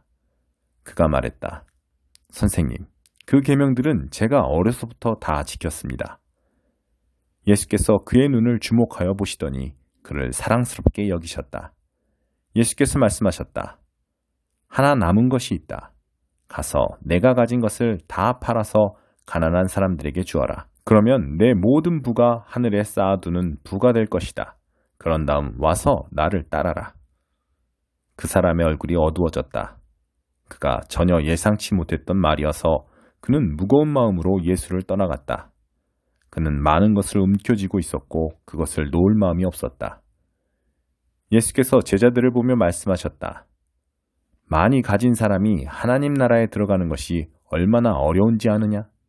제자들은 들으면서도 그 말이 믿어지지 않았다. 예수께서 계속해서 말씀하셨다. 얼마나 어려운지 너희는 상상도 못할 것이다. 내가 말하는데 부자가 하나님 나라에 들어가는 것보다 낙타가 바늘기로 지나가는 것이 더 쉽다. 그 말에 제자들이 크게 당황했다. 그러면 어느 누가 가망이 있겠습니까? 그들이 물었다. 예수께서 잘라 말씀하셨다. 너희 힘으로 해낼 수 있다고 생각하면 전혀 가망이 없다. 그러나 하나님께 맡기면 얼마든지 가능한 일이다. 베드로가 다른 시각에서 이야기를 꺼냈다. 우리는 모든 것을 버리고 주님을 따랐습니다. 예수께서 말씀하셨다. 내 말을 명심하여라. 나와 메시지 때문에 집과 형제자매와 부모와 자식과 땅과 그 어떤 것을 희생하고서 손해볼 사람은 아무도 없다. 그들은 그 모두를 받되 여러 배로 돌려받을 것이다. 다만 어려움도 함께 받을 것이다. 영원한 생명도 덤으로 받을 것이다. 다시 한번 말한다. 이것은 위대한 반전이다. 먼저였으나 나중되고 나중이었으나 먼저 될 사람이 많을 것이다. 다시 그들은 예루살렘으로 향했다. 예수께서 앞장서셨고 제자들은 적잖이 당황스럽고 두려운 마음으로 그분을 따르고 있었다. 예수께서 12제자를 데려다가 이후에 있을 일을 되풀이해서 말씀하셨다. 내 말을 잘 들어라. 우리는 지금 예루살렘으로 올라가는 길이다. 그곳에 가면 인자는 종교 지도자와 학자들에게 넘겨질 것이다. 그들은 인자에게 사형을 선고할 것이다. 그리고 인자를 로마 사람들에게 넘겨주어 조롱하고 침뱉고 고문하고 죽일 것이다. 그러나 사흘 후에 인자는 다시 살아날 것이다. 인자는 섬기러 왔다. 세베대의 두 아들인 야고보와 요한이 예수께 다가왔다. 선생님, 우리에게 꼭 해주셨으면 하는 일이 있습니다. 무엇이냐? 내가 할 만한 일인지 보자. 그들이 말했다. 주님께서 영광을 받으실 때 우리에게도 최고 영광의 자리를 주셔서 하나는 주님 오른편에, 하나는 주님 왼편에 있게 해주십시오. 예수께서 말씀하셨다. 너희는 너희가 무엇을 구하는지 모른다. 너희는 내가 마시는 잔을 마시고 내가 받을 세례를 받을 수 있겠느냐? 그들이 말했다. 물론입니다. 왜 못하겠습니까? 예수께서 말씀하셨다. 생각해보니 너희는 과연 내가 마시는 잔을 마시고 내가 받을 세례를 받을 것이다. 그러나 영광의 자리를 주는 것은 내 소관이 아니다. 그것과 관련해서는 다른 조치가 있을 것이다. 다른 10제자가 이 대화를 듣고 야고보와 요한에게 분통을 터뜨렸다. 예수께서 그들을 불러놓고 바로잡아 주셨다. 하나님을 모르는 통치자들이 얼마나 위세를 부리는지, 사람들이 작은 권력이라도 얻으면 거기에 얼마나 빨리 취하는지 너희는 보았다. 너희는 그래서는 안 된다. 누구든지 크고자 하면 섬기는 사람이 되어야 한다. 너희 가운데 누구든지 첫째가 되고자 하면 먼저 종이 되어야 한다. 인자가 한 일이 바로 그것이다. 인자는 섬김을 받으러 온 것이 아니라 섬기러 왔다. 포로로 사로잡힌 많은 사람들을 살리기 위해 자기 목숨을 내어주려고 왔다. 그들은 여리고에 얼마 동안 머물렀다. 제자들과 사람들의 행렬이 뒤따르고 예수께서 그곳을 떠나시려는데 디메오의 아들인 바디메오라는 눈먼 거지가 길가에 앉아 있었다. 그는 나사렛 예수가 지나간다는 말을 듣고는 소리치기 시작했다. 다윗의 자손이여, 예수여, 불쌍히 여겨주십시오. 저를 불쌍히 여겨주십시오. 많은 사람들이 그를 조용히 시키려고 했으나 그는 더 크게 소리쳤다. 다윗의 자손이여, 불쌍히 여겨주십시오. 저를 불쌍히 여겨주십시오. 예수께서 가던 길을 멈추셨다. 그를 불러오너라. 그들이 그를 불렀다. 오늘 운이 좋은 줄 알아라. 일어나거라. 예수께서 너를 부르신다. 그는 겉옷을 버려두고 즉시 일어나 예수께 갔다. 예수께서 말씀하셨다. 내가 어떻게 해주면 좋겠느냐? 눈먼 사내가 말했다. 랍비님, 보기 원합니다. 가거라. 예수께서 말씀하셨다. 내 믿음이 너를 구원했고 낫게 했다. 바로 그 순간에 그는 시력을 되찾았고 그 길로 예수를 따랐다. 11장 예루살렘 입성. 일행이 예루살렘 가까이 와서 올리브산 벳바게와 베다니에 이르렀을 때 예수께서 두 제자를 보내시며 지시하셨다. 맞은편 마을로 가거라. 들어가서 보면 아직 아무도 타보지 않은 나귀 새끼가 줄에 매여 있을 것이다. 줄을 풀어서 끌고 오너라. 왜 그러시오? 하고 누가 묻거든 주님께서 필요로 하십니다. 곧 돌려보내겠습니다. 하고 말하여라. 그들은 가서 길모퉁이 문간에 매여 있는 나귀를 보고는 묶어놓은 줄을 풀었다. 거기 서 있던 사람들 중 몇 사람이 말했다. 그 나귀 새끼의 줄은 왜 푸는 것이오? 제자들이 예수께서 지시하신 대로 대답하자 그들은 간섭하지 않았다. 제자들이 나귀 새끼를 예수께로 끌고 와서 그 위에 겉옷을 펴자 예수께서 올라타셨다. 사람들이 예수를 열렬히 환영했다. 길 위에 자기 겉옷을 펴놓는 사람도 있었고 들에서 베어온 풀을 까는 사람도 있었다. 그들은 앞에서 걷고 뒤에서 따르며 소리쳤다. 호산나, 복되다. 하나님의 이름으로 오시는 이여, 복되다. 장차 올 우리 조상 다윗의 나라여, 하늘 가장 높은 곳에서 호산나. 예수께서 예루살렘에 이르러 곧 성전에 들어가셨다. 예수께서는 성전을 둘러보시며 모든 것을 마음에 두셨다. 그러나 이미 시간이 늦어 12 제자와 함께 베다니로 돌아가셨다. 저주받은 무화과 나무. 이튿날 그들이 베다니를 나설 때에 예수께서 배가 고프셨다. 그분은 저만치 떨어진 곳에 있는 잎이 무성한 무화과 나무 한 그루를 보셨다. 예수께서 혹시 아침 끼니가 될 만한 것이 있을까 하여 다가가셨지만 무화과 잎사귀밖에 없었다. 아직 무화과철이 아니었다. 예수께서 나무에게 말씀하셨다. 다시는 아무도 네게서 열매를 먹지 못할 것이다. 제자들도 그 말을 들었다. 그들이 예루살렘에 도착했다. 예수께서 즉시 성전에 들어가셔서 거기에 상점을 차려놓고 사고 파는 사람들을 모두 쫓아내셨다. 환전상들의 가판대와 비둘기 상인들의 진열대도 뒤엎으셨다. 예수께서는 아무도 바구니를 들고 성전 안을 지나다니지 못하게 하셨다. 그러고 나서 다음 말씀을 인용해 그들을 가르치셨다. 내 집은 만민을 위한 기도하는 집이라고 일컬어졌다. 그런데 너희는 그곳을 도둑의 소굴로 바꾸어 놓았다. 대제사장과 종교학자들이 이 말을 듣고서 그분을 제거할 방도를 모의했다. 그들은 온 무리가 그분의 가르침에 푹 빠져있는 것을 보고 당황했다.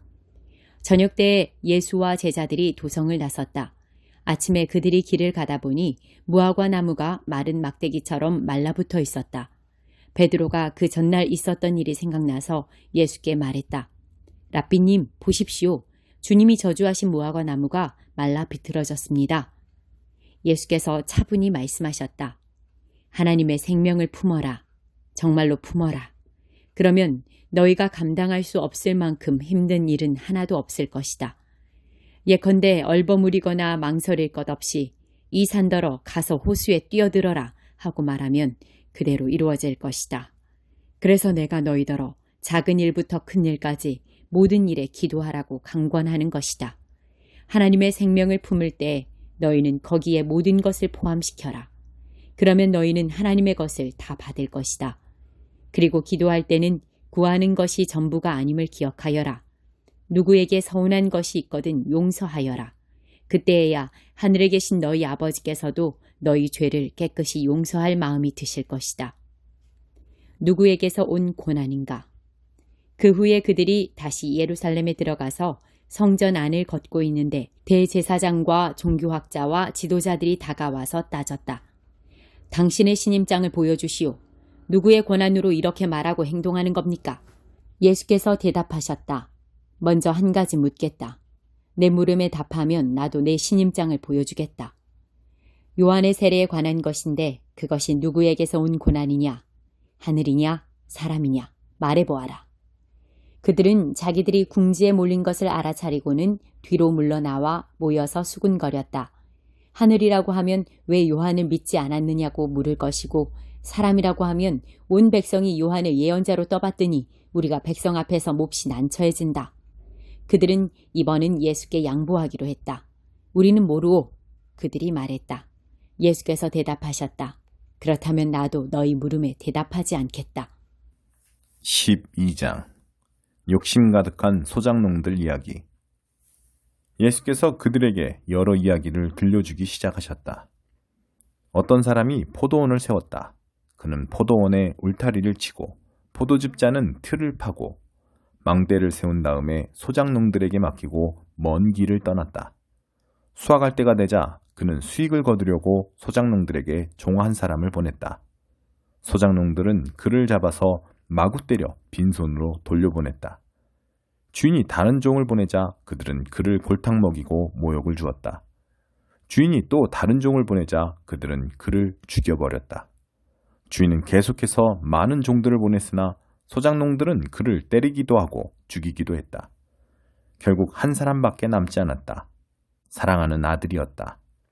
포도원 주인은 최후방책으로 아들을 보내며 저들이 내 아들만큼은 존중하겠지 하고 생각했다. 그러나 소장농들은 오히려 이것을 기회로 삼았다.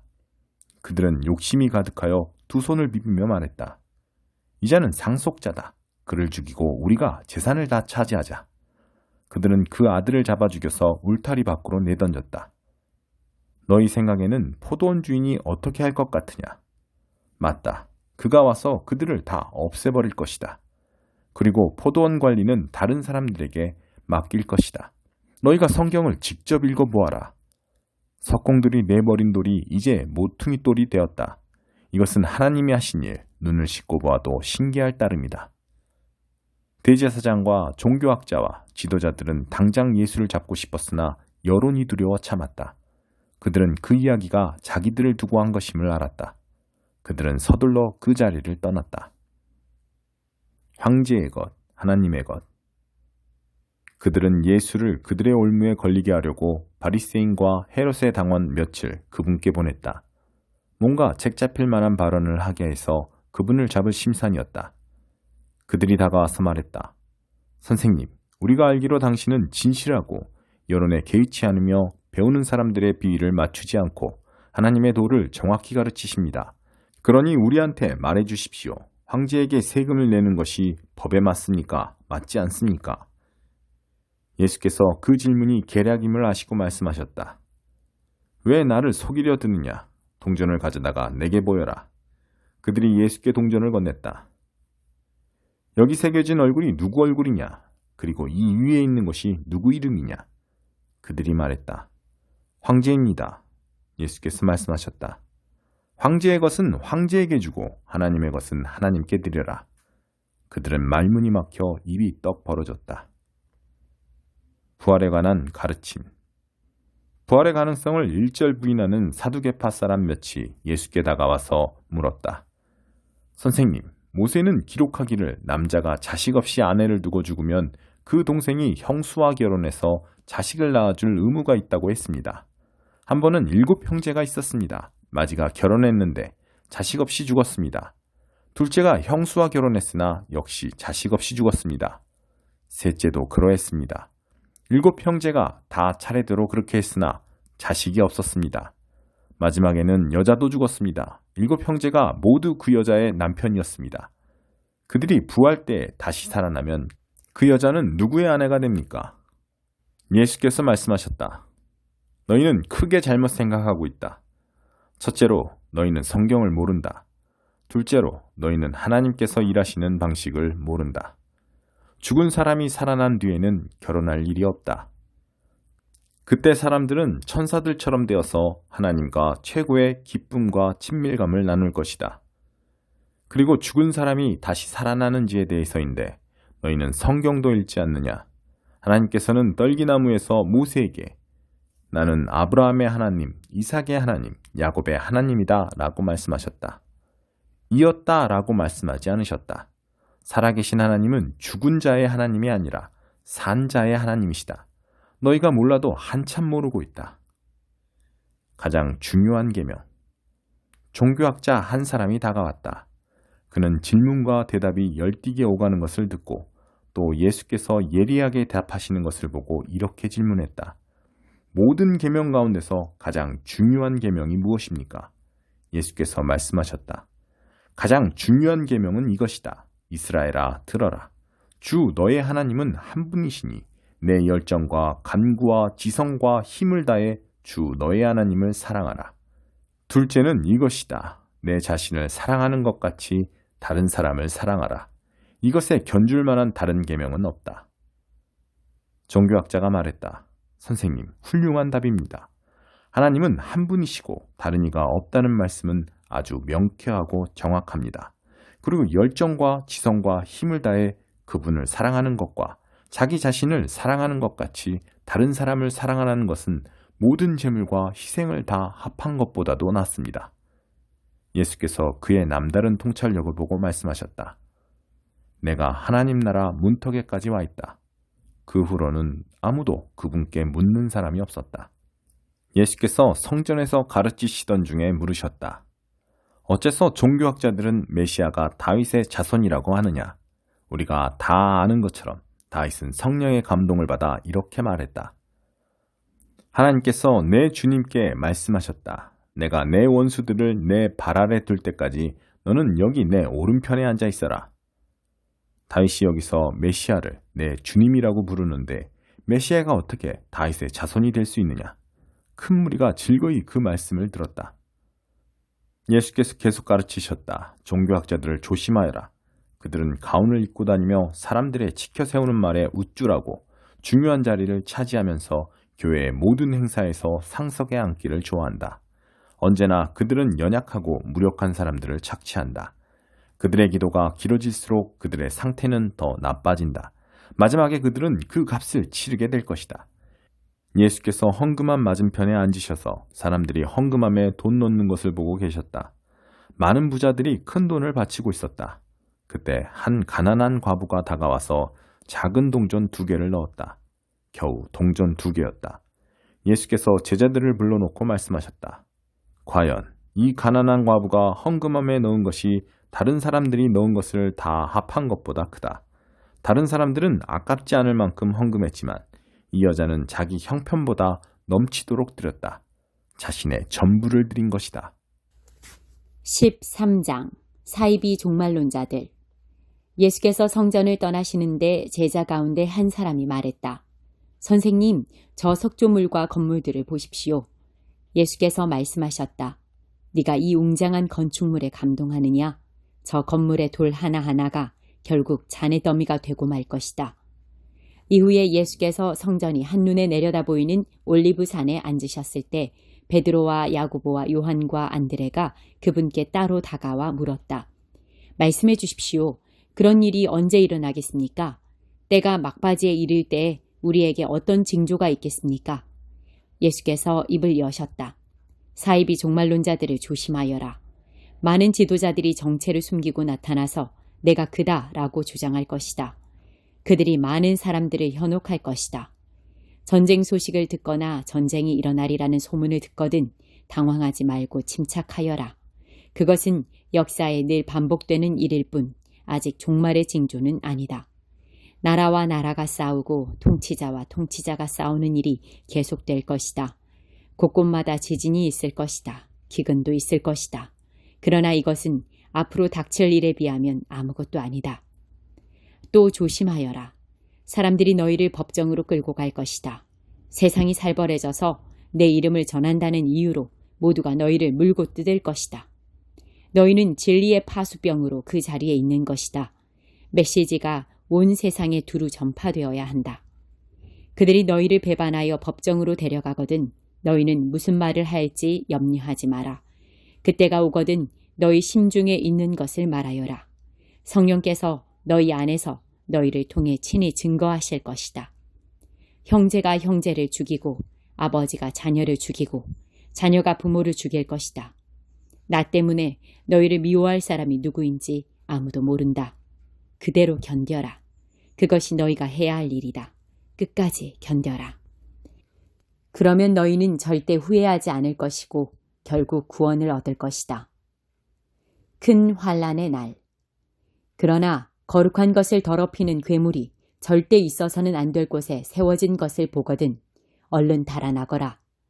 너희 읽을 수 있는 사람들은 내 말이 무슨 말인지 깨달아라.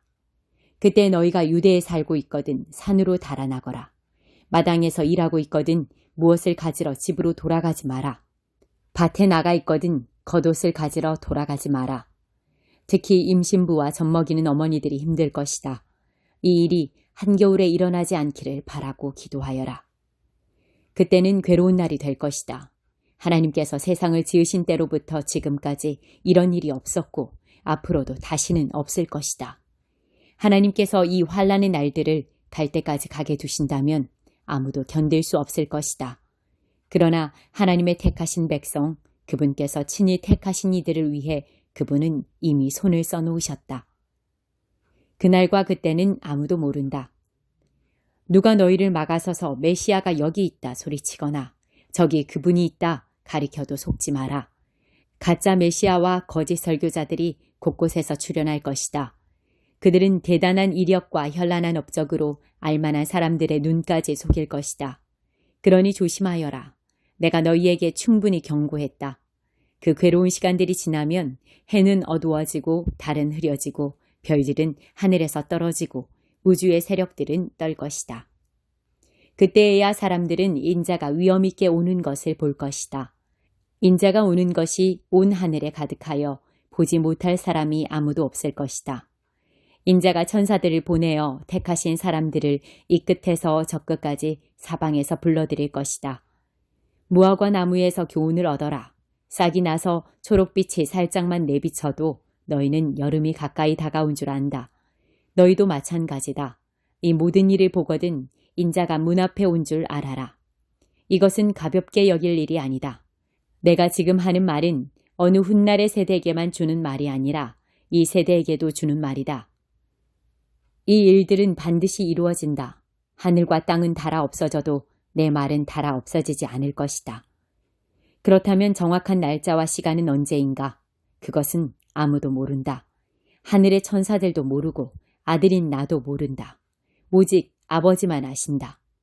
너희는 시간표를 모르니 각별히 조심하여라. 이것은 마치 어떤 사람이 집을 떠나 다른 지방으로 가면서 종들에게 고난을 주어 각각 임무를 맡기고 문지기에게 보초를 서라고 명하는 것과 같다. 그러니 깨어서 너희 자리를 지켜라.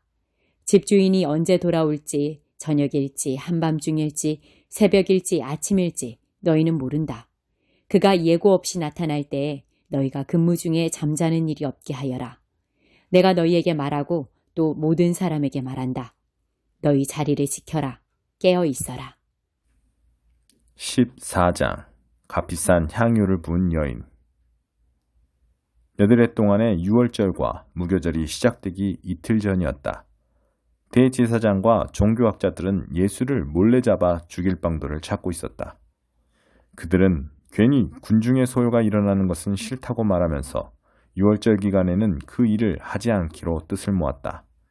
예수께서 나병 환자 시몬의 손님으로 베다니에 계셨다. 예수께서 저녁을 들고 있는데 어떤 여자가 아주 값비싼 향유 한 병을 가지고 다가왔다. 여자는 병을 따서 향유를 그분의 머리에 부었다. 몇몇 손님들이 발끈해서 자기들끼리 말했다. 저렇게 한심한 일을 하다니 완전히 낭비다. 이 향유를 1년치 임금보다 더 많이 받고 팔아서 가난한 사람들에게 줄 수도 있었을 텐데. 그들은 화가 치밀어서 당장이라도 여자에게 분통을 터뜨릴 태세였다. 그러나 예수께서 말씀하셨다. 가만두어라. 너희는 어째서 이 여자를 괴롭게 하느냐. 이 여자는 지금 나한테 말할 수 없이 소중한 일을 한 것이다. 가난한 사람들은 평생 동안 너희와 함께 있을 것이다.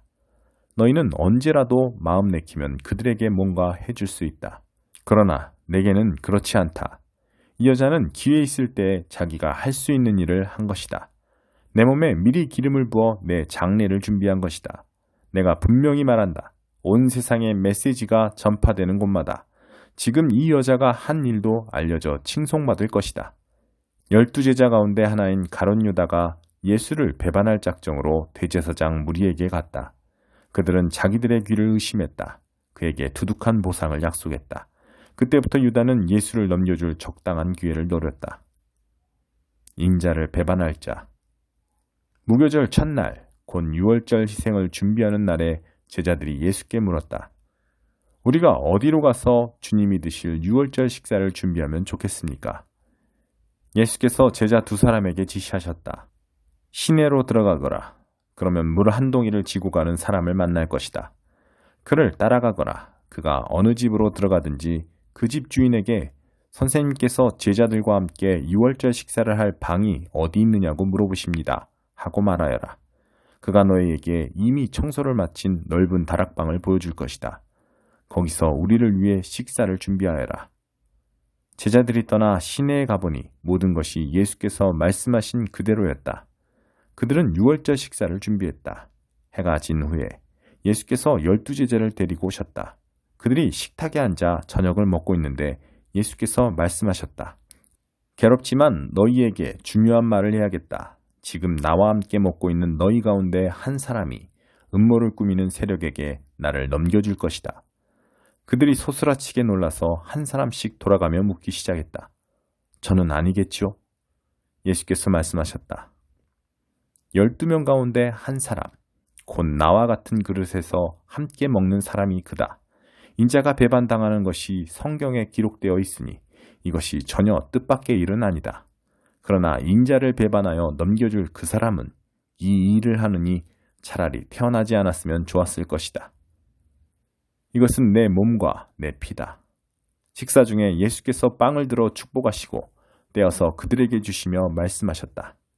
받아라, 이것은 내 몸이다. 또 잔을 들어 하나님께 감사하신 후에 그들에게 주셨고 그들은 다 그 잔을 돌려 마셨다. 예수께서 말씀하셨다. 이것은 내 피다. 많은 사람들을 위해 붓는 하나님의 새 언약이다. 하나님 나라에서 마실 새날까지 내가 다시는 포도주를 마시지 않을 것이다. 그들은 찬송을 부르고 곧장 올리브산으로 갔다. 예수께서 제자들에게 말씀하셨다.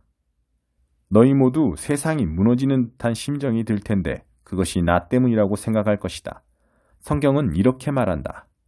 내가 목자를 치리니 양들이 허둥지둥 될 것이다. 그러나 내가 다시 살아난 뒤에는 너희보다 앞장서 갈릴리로 갈 것이다. 베드로가 불쑥 말했다. 모든 것이 무너지고 모두가 주님을 부끄러워하더라도 저는 그러지 않겠습니다. 예수께서 말씀하셨다. 너무 자신하지 마라.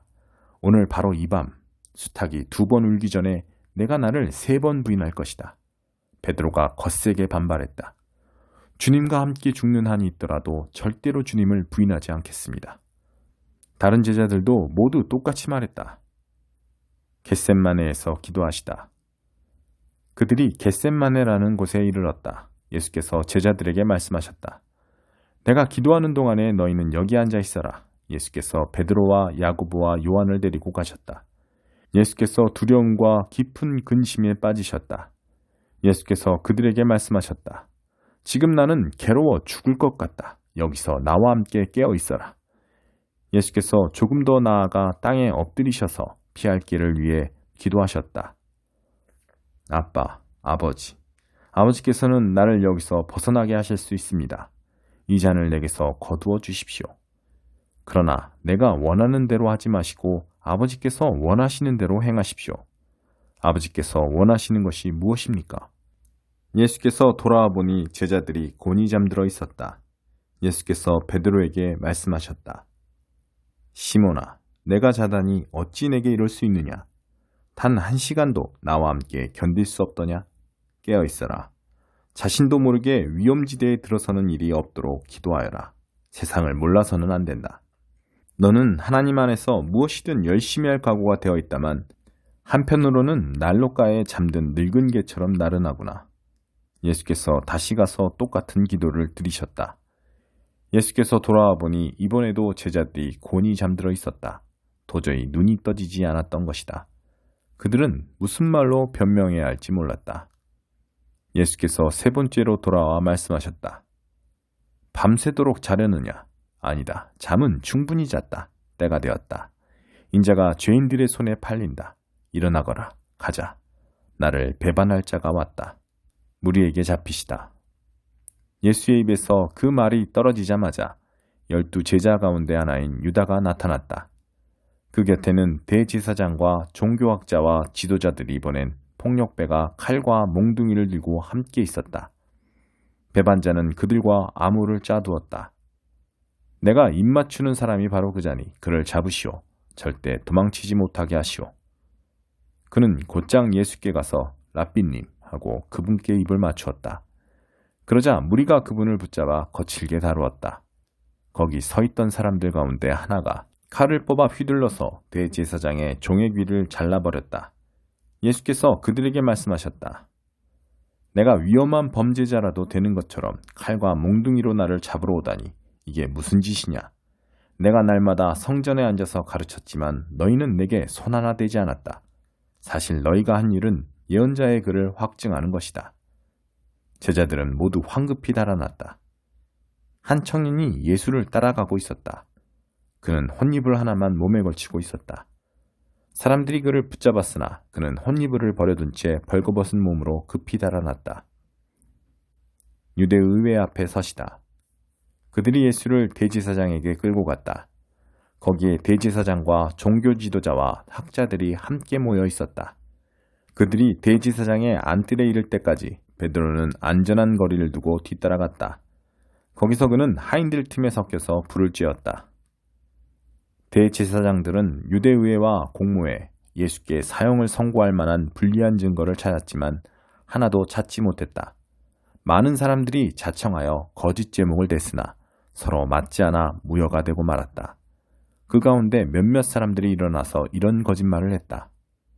우리가 이자의 말을 들었는데 힘들게 지은 이 성전을 헐고 손 하나 대지 않고도 성전을 사흘 만에 짓겠다고 했습니다. 그러나 그들조차도 증언이 서로 일치하지 않았다. 이때 대제사장이 일어서서 예수께 물었다. 이 증언에 대해 너는 뭐라고 말하겠느냐? 예수께서 침묵하셨다. 아무 말씀도 하지 않으셨다.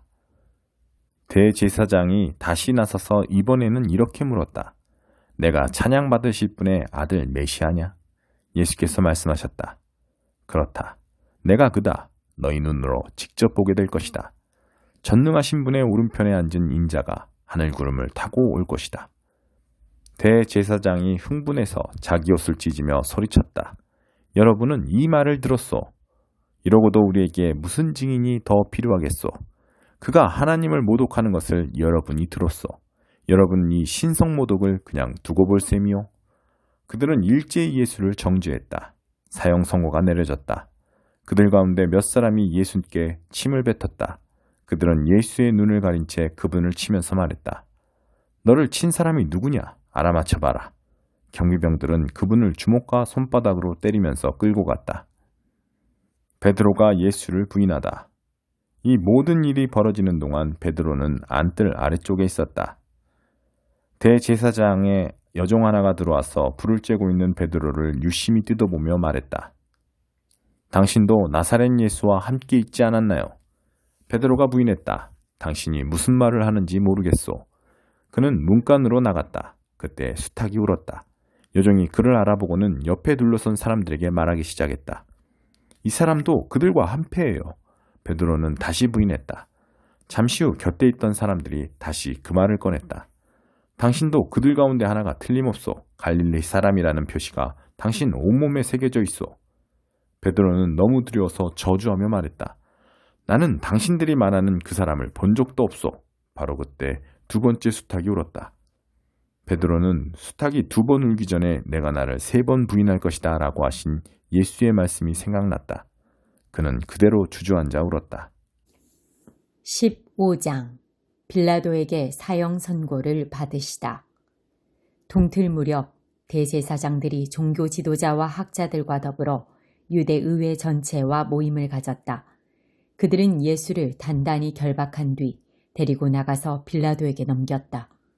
빌라도가 예수께 물었다. 네가 유대인의 왕이냐? 예수께서 대답하셨다. 네가 그렇게 말하면 그렇다. 대제사장들은 줄줄이 고발을 늘어놓았다. 빌라도가 다시 물었다. 아무 대답도 하지 않겠느냐? 고발의 목록이 제법 길다. 그분은 아무 말이 없으셨다. 그것은 빌라도에게 아주 깊은 인상을 남겼다. 명절이 되면 백성이 요구하는 죄수 하나를 풀어주는 관례가 있었다. 바라바라 하는 죄수가 있었는데 그는 로마에 대항하는 반란 중에 살인을 저지른 선동자들과 함께 감금되어 있었다. 무리가 다가와서 죄수를 풀어달라는 탄원을 올리려고 할 즈음에 빌라도는 이미 그들이 할 말을 예상하고 있었다. 여러분은 내가 유대인의 왕을 풀어주기를 원하오? 빌라도는 대제사장들이 예수를 자기에게 넘긴 것이 순전히 악의에서 비롯된 일임을 알고 있었다. 대제사장들은 바라바를 풀어달라고 하도록 이미 무리를 선동해 두었다. 빌라도가 되받았다. 당신들이 유대인의 왕이라고 하는 이 사람을 내가 어찌하면 되겠소? 그들이 소리를 질렀다. 십자가에 못 박으시오. 빌라도가 따졌다. 그러나 무슨 죄목 때문이오? 그들은 더 크게 소리질렀다. 십자가에 못 박으시오. 빌라도는 무리의 뜻을 들어주었다. 바라바를 석방하고 예수는 채찍질하여 십자가에 못 박도록 넘겨주었다. 병사들이 예수를 브라이도리온이라고 하는 관저로 데리고 들어가서 부대 전체를 불러 모았다. 그들은 예수께 자주색 옷을 입히고 가시나무로 엮은 왕관을 그분 머리에 씌웠다. 그리고 예수를 조롱하기 시작했다. 유대인의 왕 만세! 그들은 몽둥이로 그분의 머리를 때리고 침을 뱉고 무릎을 꿇고서 그분께 경배하는 신용을 했다. 실컷 즐기고 난 그들은 예수의 자주색 망토를 벗기고 다시 그분의 옷을 입혔다. 그런 다음 예수를 십자가에 못 박으려고 끌고 나갔다. 십자가에 못 박히시다. 알렉산더와 루포의 아버지인 구레네 사람 시몬이 마침 일을 마치고 그 길을 지나고 있었다. 병사들이 그에게 예수의 십자가를 지게 했다. 병사들은 예수를 해골 언덕이라는 뜻의 골고다로 데려갔다. 그들은 포도주와 모략을 섞어서 만든 가벼운 진통제를 예수께 주었으나 그분은 마시려고 하지 않으셨다. 곧 그들이 예수를 십자가에 못 박았다. 그들은 예수의 옷가지를 나눠 가지며 누구 몫이 되나 보려고 주사위를 던졌다. 병사들은 오전 9시에 예수를 십자가에 못 박았다. 유대인의 왕이라고 쓰여진 그분의 죄목이 십자가에 적혀 있었다. 예수와 함께 죄수 2사람도 십자가에 달렸는데 하나는 그분 오른쪽에, 다른 하나는 그분 왼쪽에 달렸다. 길을 가던 사람들은 슬픈 척 고개를 저으며 예수를 조롱했다. 성전을 헐고 사흘 만에 다시 짓겠다고 으스대던 네가 아니냐. 그러니 실력을 보여봐라. 네 자신을 구원해 보라고. 네가 정말 하나님의 아들이면 그 십자가에서 내려와 봐라. 바로 그 자리에서 대제사장들도 종교학자와 나머지 사람들과 어울려 신나게 그분을 비웃었다. 그가 다른 사람은 구원하더니 자기는 구원하지 못하는군. 메시아라고? 이스라엘의 왕이라고? 그럼 그 십자가에서 내려와 보시지. 그러면 우리가 다 믿을 텐데.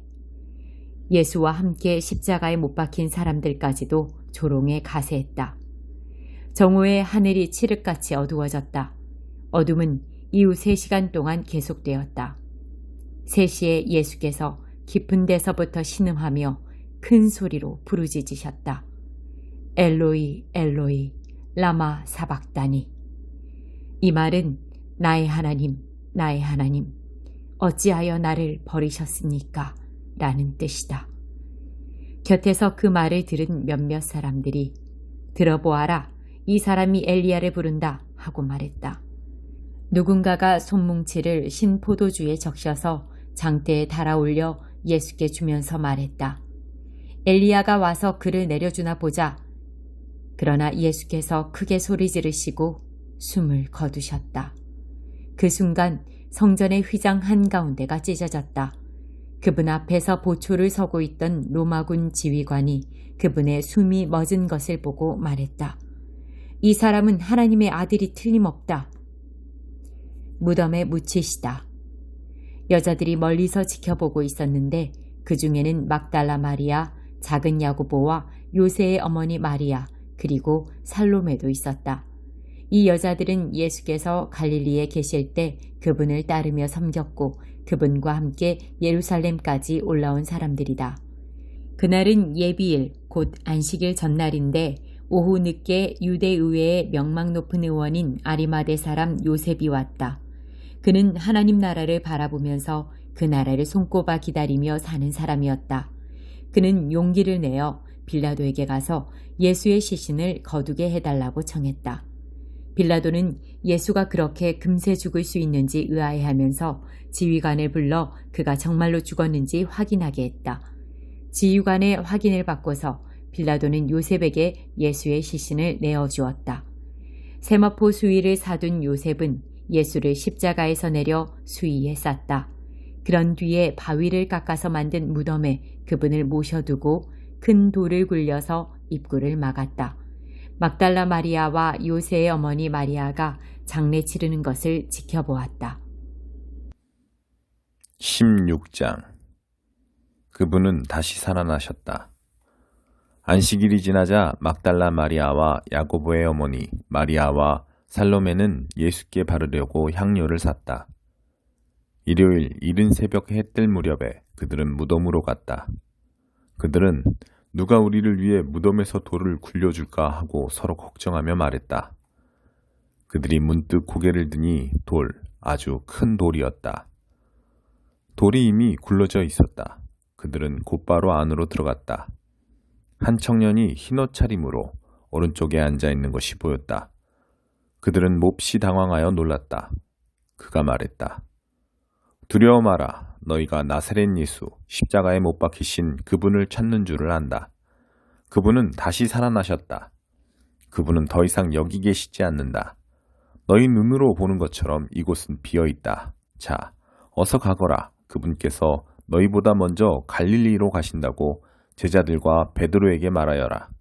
그분이 전에 말씀하신 대로 너희는 거기서 그분을 뵐 것이다. 그들은 얼른 밖으로 나왔다. 현기증이 날 정도로 정신이 없었고 너무 놀라서 아무한테도 말하지 못했다. 예수께서 죽은 자들 가운데서 살아나신 뒤 일요일 이른 아침에 막달라 마리아에게 나타나셨다. 마리아는 예수께서 전에 7 귀신에게서 구해준 사람이다. 마리아는 예수와 함께하던 사람들이 슬퍼하며 울고 있는 곳으로 가서 말했다. 그들은 살아계신 그분을 분명히 배웠다는 마리아의 말을 듣고도 믿지 않았다. 나중에 그들 가운데 2 사람이 시골길을 걸어가고 있는데 예수께서 다른 모습으로 그들에게 나타나셨다. 그들이 돌아가서 나머지 사람들에게 말했으나 역시 믿지 않았다. 그 후에 11 제자가 저녁을 먹고 있는데 예수께서 나타나셔서 그분이 살아나신 것을 본 사람들의 말을 믿지 않는 제자들의 불신앙을 아주 엄하게 꾸짖으셨다. 그리고 말씀하셨다. 세상 속으로 들어가거라. 어디든지 가서 하나님의 복된 소식인 메시지를 모두에게 알려라. 누구든지 믿고 세례를 받으면 구원을 받고 누구든지 믿지 않으면 정죄를 받을 것이다. 믿는 사람들에게 따를 표적은 몇 가지는 이렇다. 그들은 내 이름으로 귀신을 쫓아내고 새로운 방언으로 말하고 손으로 뱀을 짚고 독을 마셔도 상하지 않으며 병자에게 손을 얹어 낫게 하실 것이다. 간략하게 말씀하신 뒤에 주 예수께서 하늘로 들려 올라가셔서 하나님 옆 영광의 자리에 앉으셨다. 제자들은 어디든지 가서 메시지를 전했다. 주님이 친히 그들과 함께 일하시며 명백한 증거로 메시지를 확증해 주셨다.